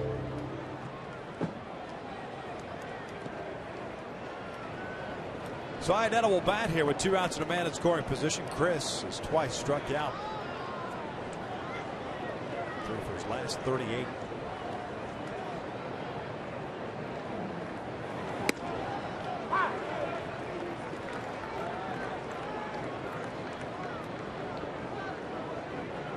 Still running up that fastball at a pretty good clip.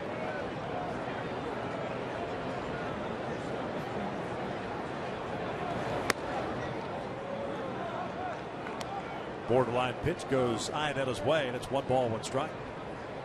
Halos tonight 0 for 5 with men in scoring position. And all of that was accumulated during the first 2 innings.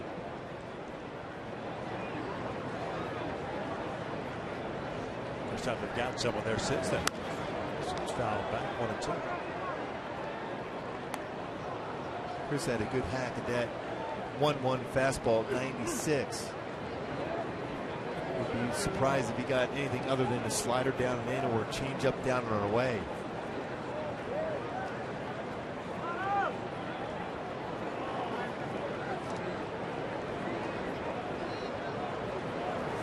Iannetta foul tips that one into the mitt, and the inning is over. Stretch time here in Chicago.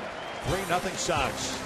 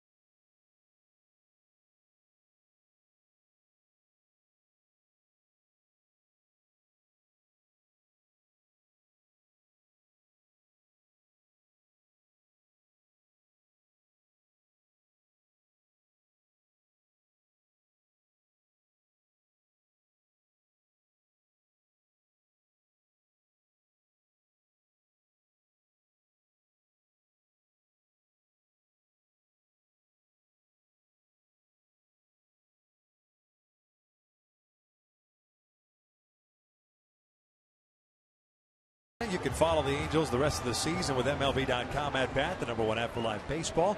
At bat is up to the moment at any moment with in-game highlights, live look-ins, replay reviews, radio broadcasts, StatCast, and more. Get MLB.com at bat for your smartphone or tablet today. Ramirez looks at a breaking ball for a strike. He was at the plate when Garcia was thrown out trying to steal in the 6th inning. Ended the 6th. So Ramirez, Sanchez, Flowers for the White Sox here.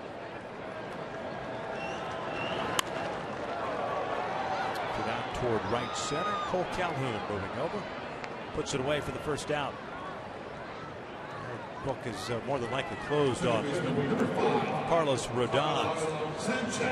7 innings, a career high, and a career high strikeouts at 11. 11 strikeouts, only 1 walk. Coming into the game, 90 strikeouts, 50 walks in 84 2/3.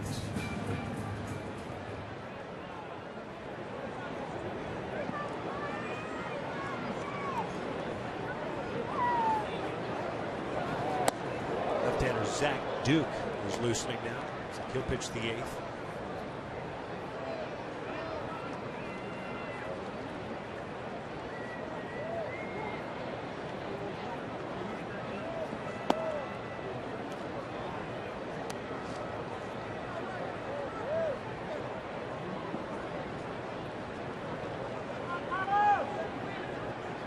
Sanchez at 0 for 2 now with a ground down and a pop-up. This one fouled back above us. Hector Santiago 5 1/3 tonight, 3 runs, 4 hits, including the home run to Thompson, 4 strikeouts, and 1 walk. Not a bad performance by Hector. But when you've got this offense that the Angels have got going currently on the road, you've got to be almost perfect. That certainly comes into play sometimes when you're trying to challenge certain hitters. So you make that mistake, you're behind, and you put your team in that position, you're not going to be able to come back. At least that's the mindset you have when you're on the hill.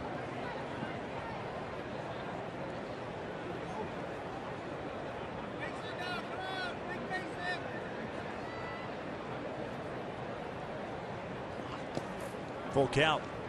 Tyler Flowers on deck.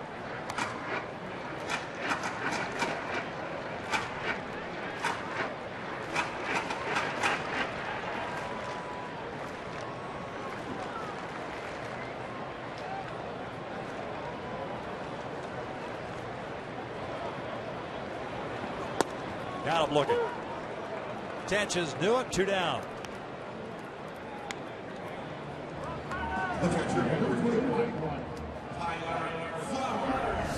Locates his fastball, 2-seamer, excellent location, inside corner, freezes him. Sanchez looking at him over the plate for some potentially all speed.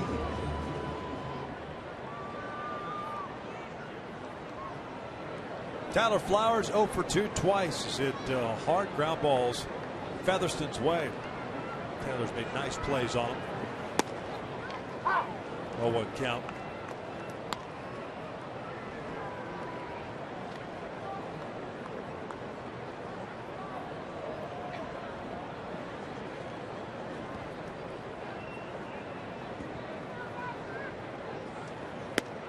Off the plate, 1 ball, 1 strike. The Angels in the 8th inning have Featherston, Victorino, and Calhoun 9-1 and 2.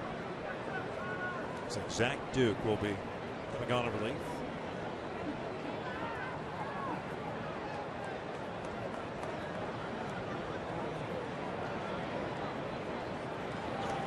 Two balls, 1 strike.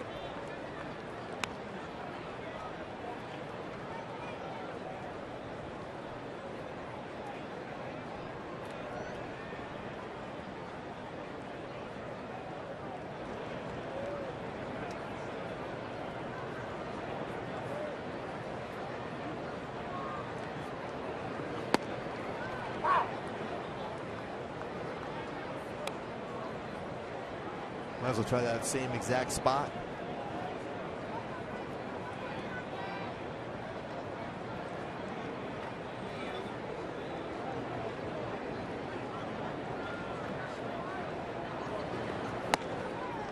Just missed upstairs. Full count.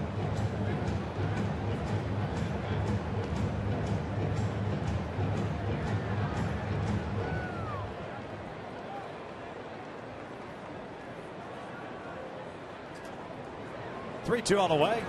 Flowers breaks his bat, lifts one out the left. Victorino's there. And we will head to the 8th with the Angels down 3-0.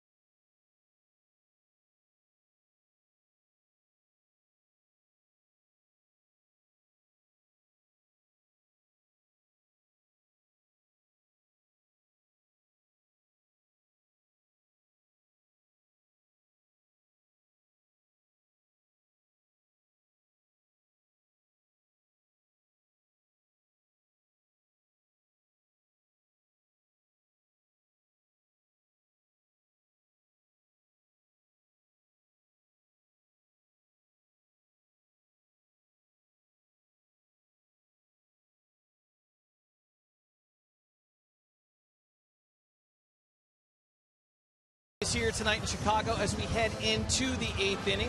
Welcome back, everyone. Ken French with you. Don't forget, following this one, it's all about Angels Live postgame presented by your SoCal Mazda dealers, Jose Mota and myself. We'll bring you all the highlights and interviews and talk about Hector Santiago's performance here tonight, facing his former team for the very first time. Also, look ahead to the finale tomorrow. Andrew Heaney taking to the hill for the Halos. And Gooby, quick question for you. What has Heaney been doing throughout the course of this game? Has he been looking at Hector's performance, taking mental notes, or even talking to pitching coach Mike Butcher about what he needs to do to be successful tomorrow? Yeah, Ken, I think it's yes to all those questions you just asked. If you're a pitcher right now, especially at left, you're seeing what pitches they're having good swings at, what they're not. And also something to keep in mind is when you make a quality pitch, there's no rule says you can't go right back to that same pitch. We talked about that changeup to Jose Abreu, and then he came in with a fastball. He hit him, and it opened up that big inning, which they scored to. Go back to that same pitch, and that's what Andrew Heaney has done so well since his recall to the big leagues for the Angels, repeating his pitches and going after a spot where a hitter has not had a good pass against him. Zach Duke takes over on the mound for Carlos Rodon. 50th game of the year, 3-4 record and a 3.50 ERA. Veteran has been around at the major league level since 2005. Fastballs 88 to 92, slider, cut fastball, curveball, changeup. At one point, a very promising starting pitcher for the Pirates. Bouncer foul. 1-2 on Taylor. Duke, a 20th round pick in 01 by the Pirates. High school in Waco, Texas. Battle of the Lone Star State here. Featherston from the Houston area. 1 ball, 2 strikes. Duke's pitched with the Pirates, the Diamondbacks, and Nationals, the Reds, the Brewers last year. All out of the pen. And, all out of the pen this year with the White Sox. Pitched 74 games for Milwaukee last year. And Featherston fouls this one. Count remains 1-2. When you look at what they, the pitchers they have out of the bullpen for Chicago, a lot of different looks as far as their arm release points. Drops down a little bit more 3/4 action. Taylor 0 for 2 with a fly ball to right and a ground ball to short. And for the most part, all of them pretty firm. Low to the 90s.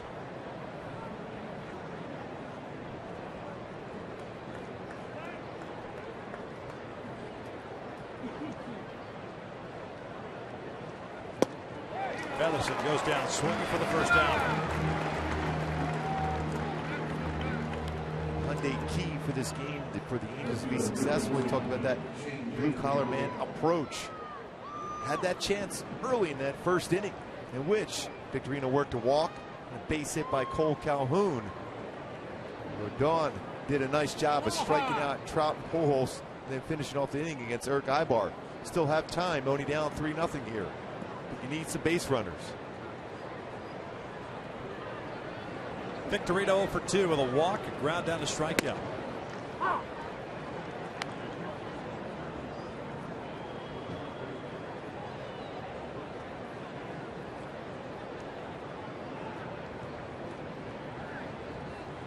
Swing and a miss on the breaking ball.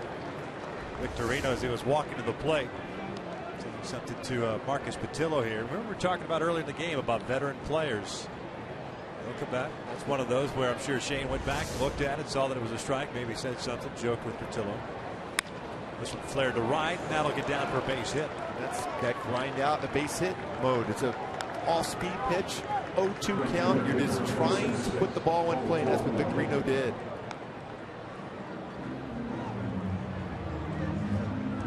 This is a very tough pitch to make contact with also. Stayed back on this one well. See the eyes just looking to be able to put the ball in play. Hits that ball well, the stride. And threw the baseball into the right field on a pitch about 4 or 5 baseballs off the outside corner. Cole 1 for 3. He singled back in the first.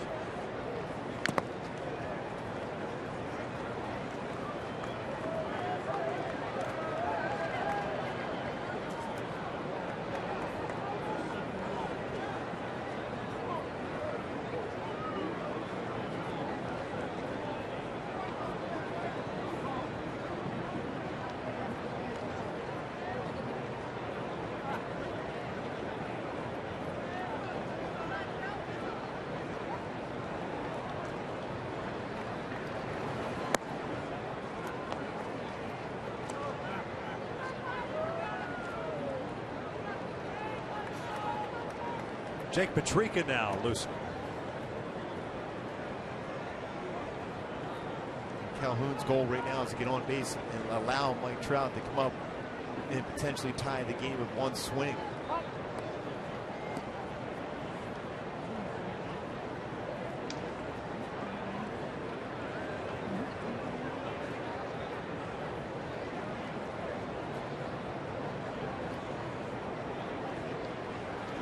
Two balls, one strike. Trout on deck.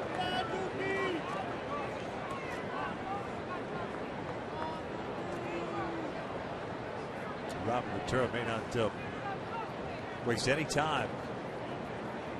Calhoun finds his way on base with Trout coming up to pull the trigger, go to the pen.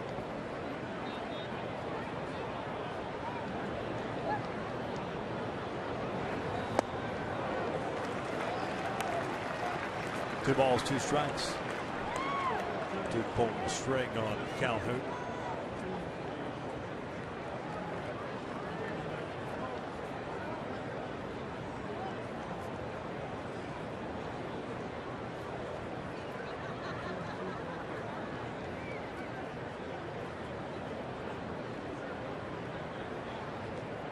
Victorino with a small lead at first base. There's a full count now.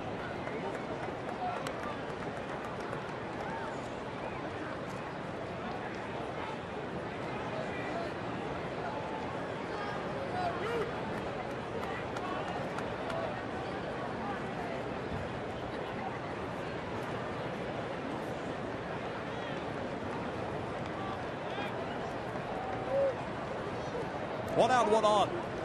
3-0 Sox here in the 8th inning.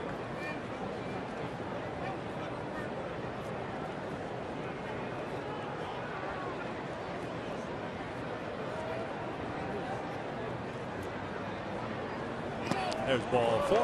So 2 on with 1 out. Trout coming up. Here comes Ventura. That's what you want, an opportunity for Trout to do some damage and tie the game up.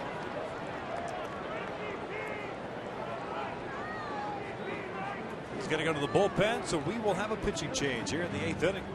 The Angels, just the second time of this ball game, have multiple base runners on board. See if Mike Trout can capitalize. 3-0 Sox here in the 8th.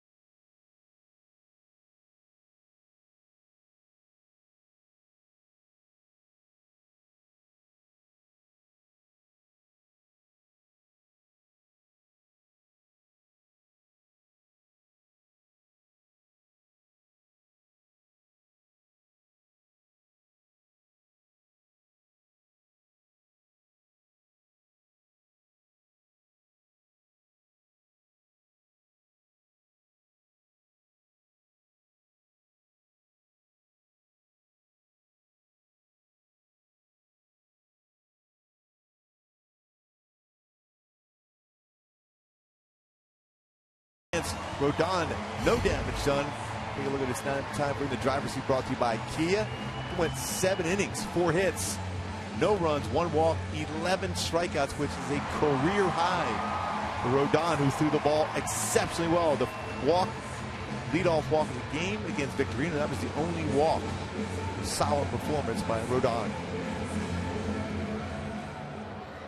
Well, with 1 out and 2 men on, Mike Trout coming to the plate. It's Jake Petricka on a relief. 46th game, 3-3 record, a 3.23 ERA. Petrichka fastball, 91 to 96, slider, changeup. There was a lot of fastballs. Over 70% of his pitches are fastballs. So gear up for a fastball if you're Trout.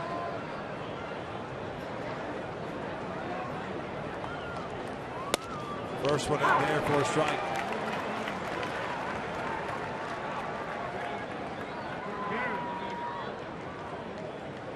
Trout tonight 0 for 3, a couple of strikeouts and a ground out.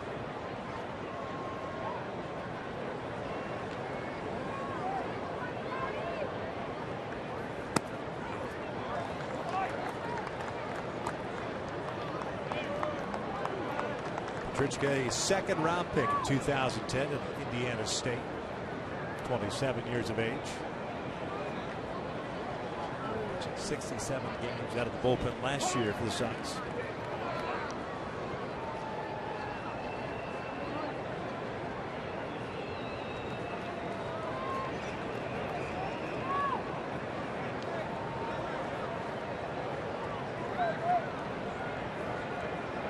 Victorino at second, Calhoun at first. Trout grounds one to the right side. Abreu gloves it. Fires to second for one. Dropped by Ramirez, and the bases are loaded.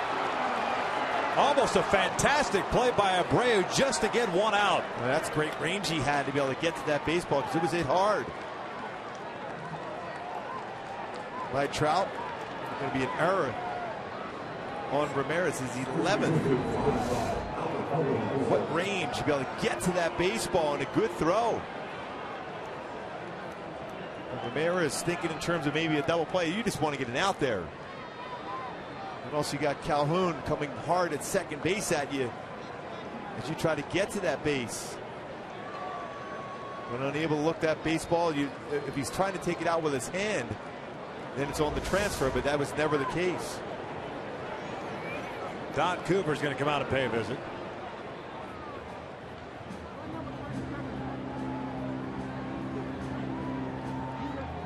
So they're loaded up for Albert. Tonight, Pujols 0 for 3 with a couple of strikeouts. The Angels remain hitless tonight with men in scoring position, 0 for 7.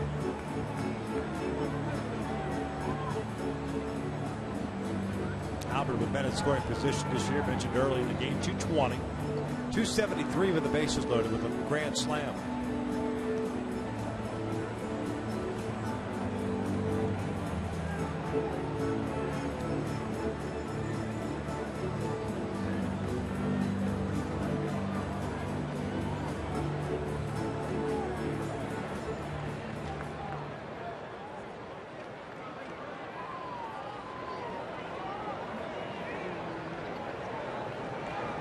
Good speed on the bases all the way around.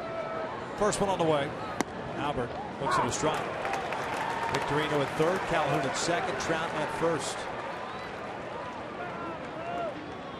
Victorino with a base hit to right. Calhoun worked the walk against Duke. Now the error by Ramirez, loading him up.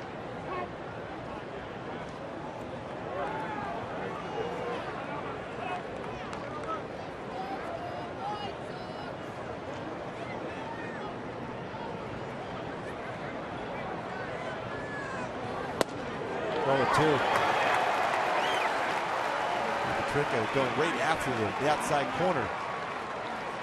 5 times he's had the bases loaded against him. Hitters 0 for 5 in this scenario against him.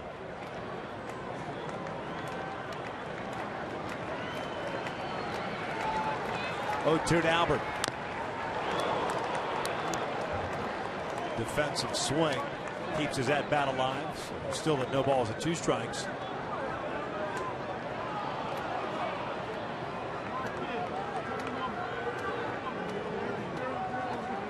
Nothing fancy either by Petrichka. Little country hardball. Once he throws over 70% of his pitches are fastballs.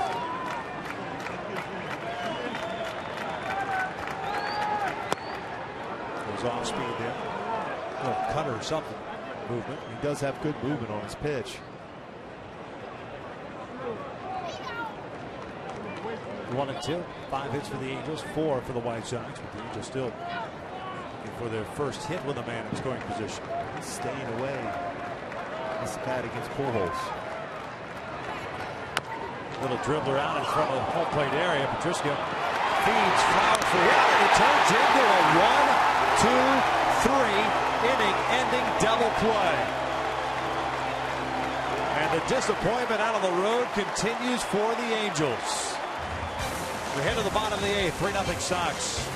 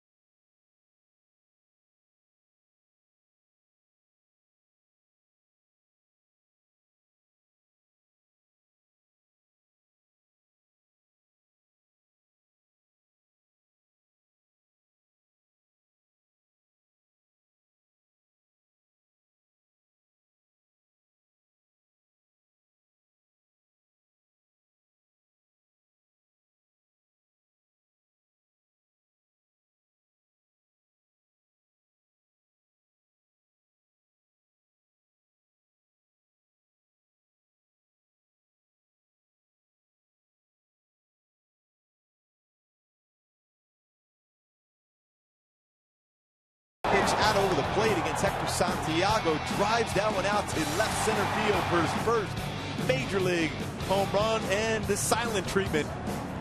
High-fiving no one before his teammates celebrate Thompson's first major league home run. 3-0 Sox here at the bottom of the 8th. 9-1-2 facing Rasmus, Thompson, Eaton, and Saladino. Talk about the air being let out of the balloon. Bases loaded, 1 out. Pujols into a 1-2-3 inning-ending double play. Albert still in that mode of trying to pull absolutely everything, when Patrisco was pitching him away the entire time. Every pitch away.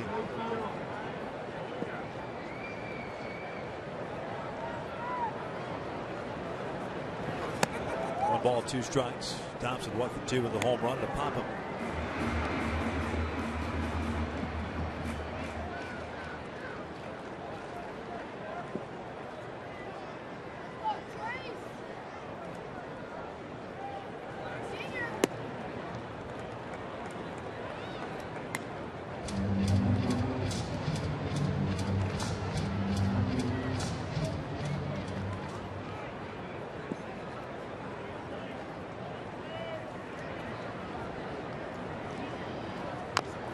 Dribbler foul. That remains a 2-2.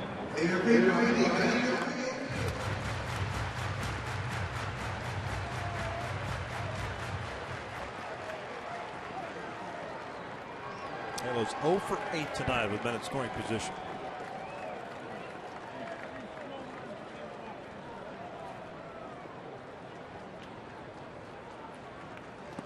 Full count.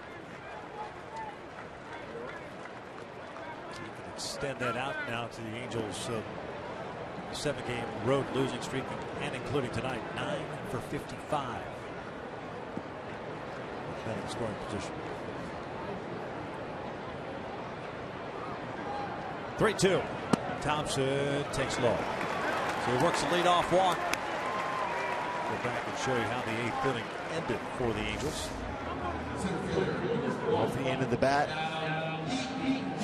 Patrisco did a nice job of a perfect feed to Flowers and that firm throw over to first base. Perfect target by Abreu inside the base. That way you can get a good read on the baseball. You're not screened by the runner going down the line. Well done all the way through for a 1-2-3 double play. Credit Tyler Flowers, too. Not satisfied with just that second down at the plate. It was a good throw, but it was a good target set by Abreu at first base. So he had a nice job this year. He's really improved his fielding at first base. Adam Eaton 1 for 3, singled his last time up.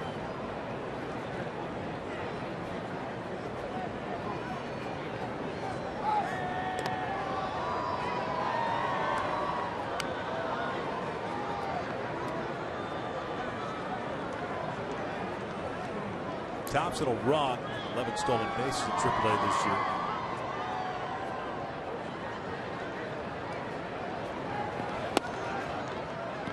One 0 count.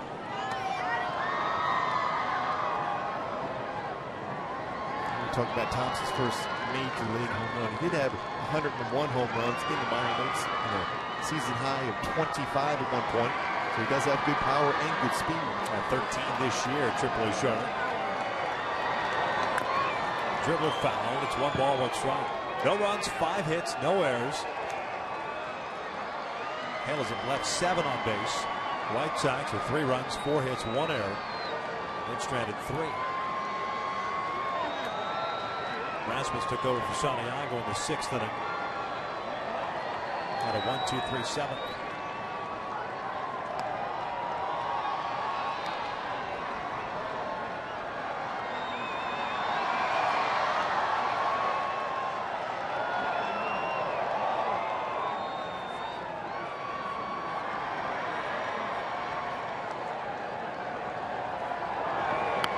Push bunt foul. 1-2.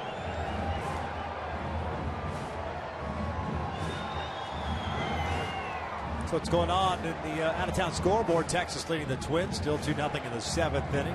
Oakland lost to the Blue Jays 4-2. Kansas City got it going early. Hosmer with a 2-run home run in the 1st inning. They lead the Tigers 5-1. And it's scoreless in San Francisco, 0-0 in that game in the 2nd.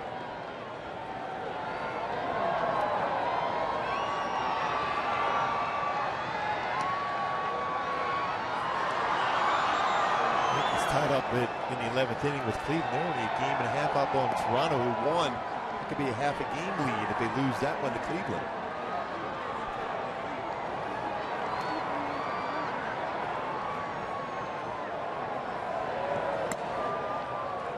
Pitch out here. Thompson not going anywhere. It's 2-2.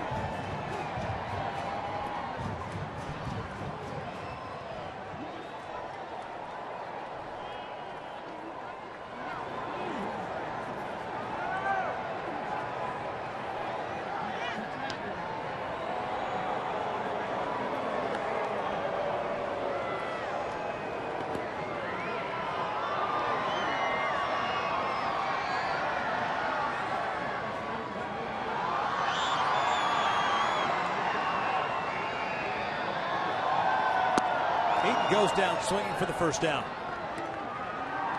Good on speed.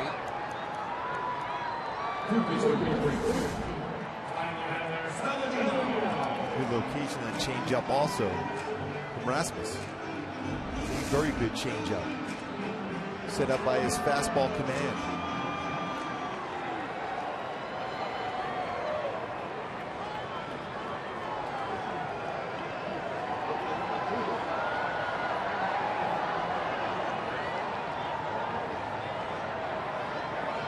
Saladino, the third baseman, looks at a strike. He's 1 for 3 tonight with a base hit and a run scored in the 4th.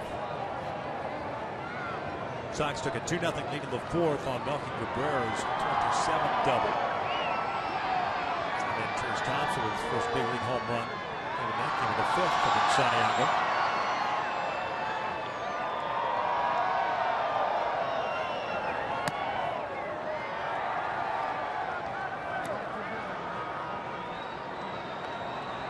.35 pitches thrown by Court.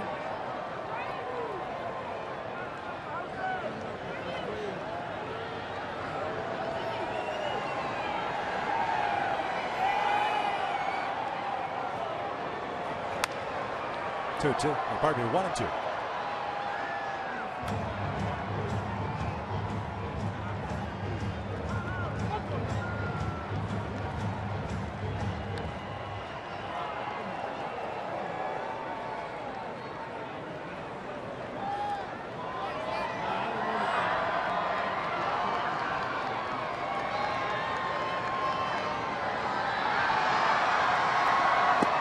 Down goes Saladino, 2 outs. 75-mile-an-hour curveball from Rasmus. Changeup. Saladino, slow curveball. 3rd strikeout of the night for Rasmus.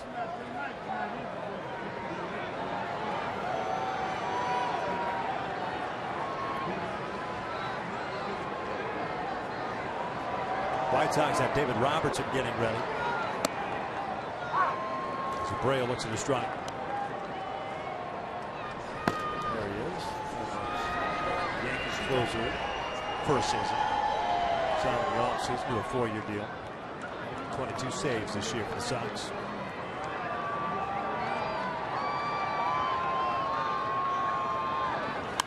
Brave fouls it off. No balls, 2 strikes. Ahead of the Angels, 9. The Diamondback, Cronin, Giavotella barring a pinch hitter.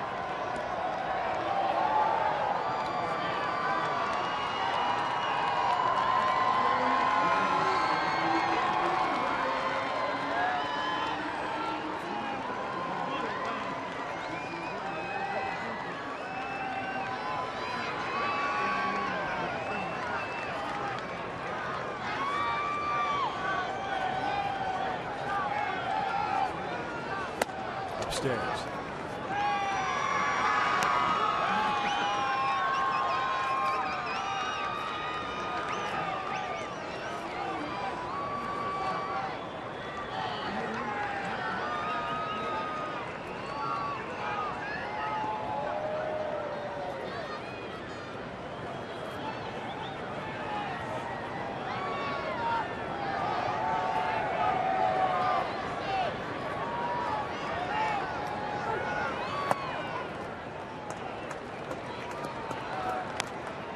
Speed pitch was left upstairs.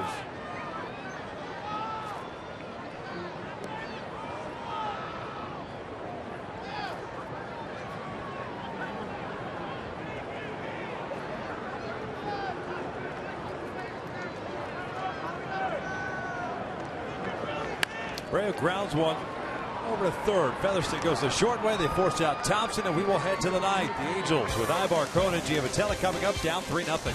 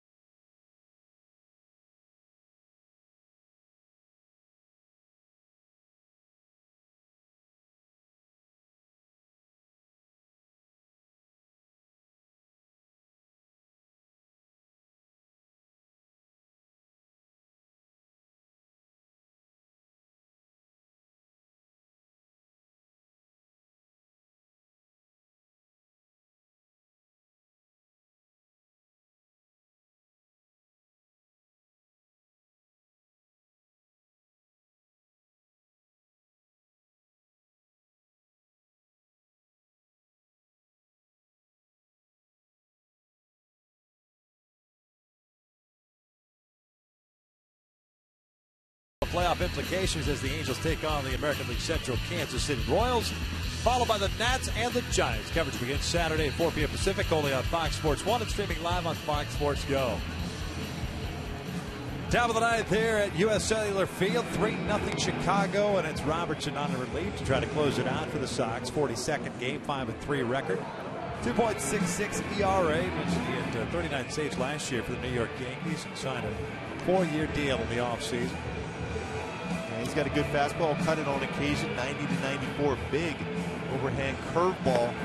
Very rarely he'll throw a changeup.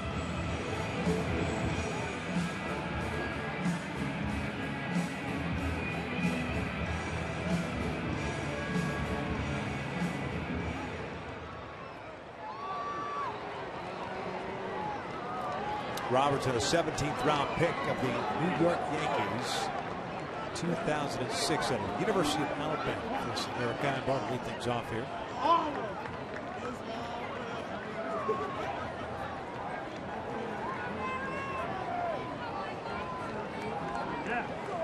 Ibar 0 for 3. Fly ball to left, 2 ground outs.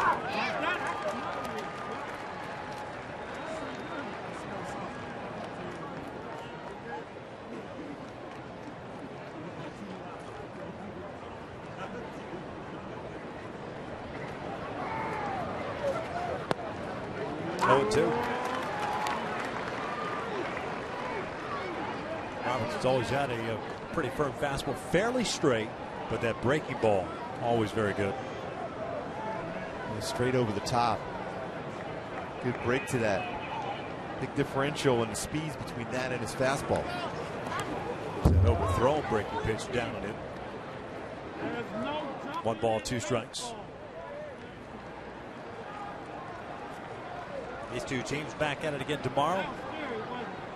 Same bat time, same bat channel. Andrew Heaney against John Danks.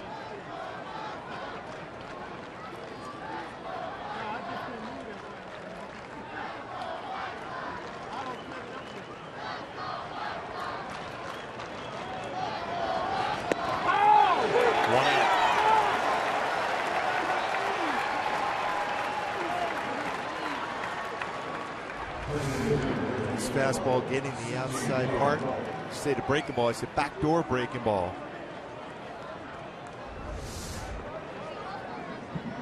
And it looks like a ball if you're a hitter because it's off the outside corner, and he brings it back and catches the corner.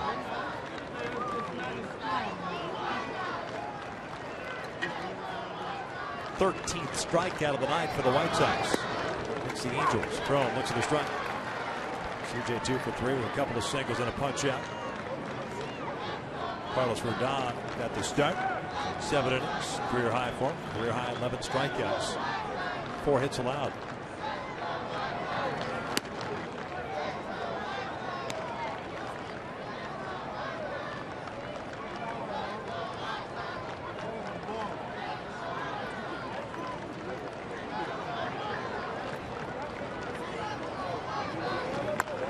Ground ball to third. 2 down now.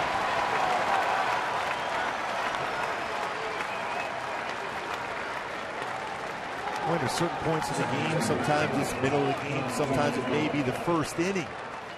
And you have first and second at the middle of your order up. Rodon was able to get through that inning with no damage. Strikes out, Trout looking, pull hole swinging, and a fly ball out by Eric Ibar. Then all of a sudden you see the youngster pick up some confidence.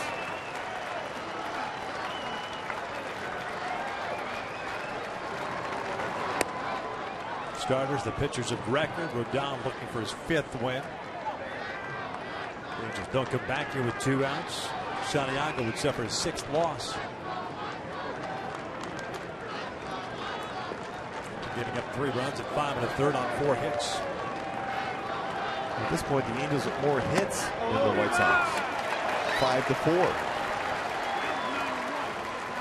Big double by Melky Cabrera in the 4th inning. Brought in 2, then Thompson with a 2-out home run.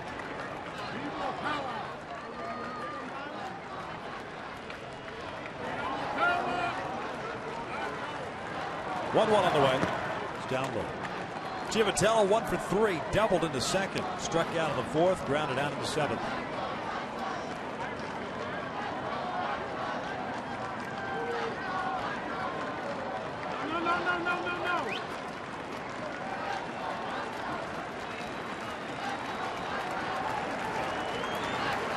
Ground ball to second base. Sanchez onto a Graham. The Angels have lost their second straight here against the White Sox and have now lost 8 consecutive road games. The first time that's happened in 22 years since 1993. Carlos Rondon threw the ball exceptionally well. Cabrera on his birthday, a 2-run double. Trace Thompson with his first major league home run, scoring for the White Sox. And the way things have been for the Angels offensively during this now 8-game losing streak, almost Mike Scioscia might have to put all the names in a hat tomorrow, just try to mix up the mojo a little bit, see if they can figure it out. Andrew Heaney on the hill tomorrow night. Stick around, Angels Live is coming up next.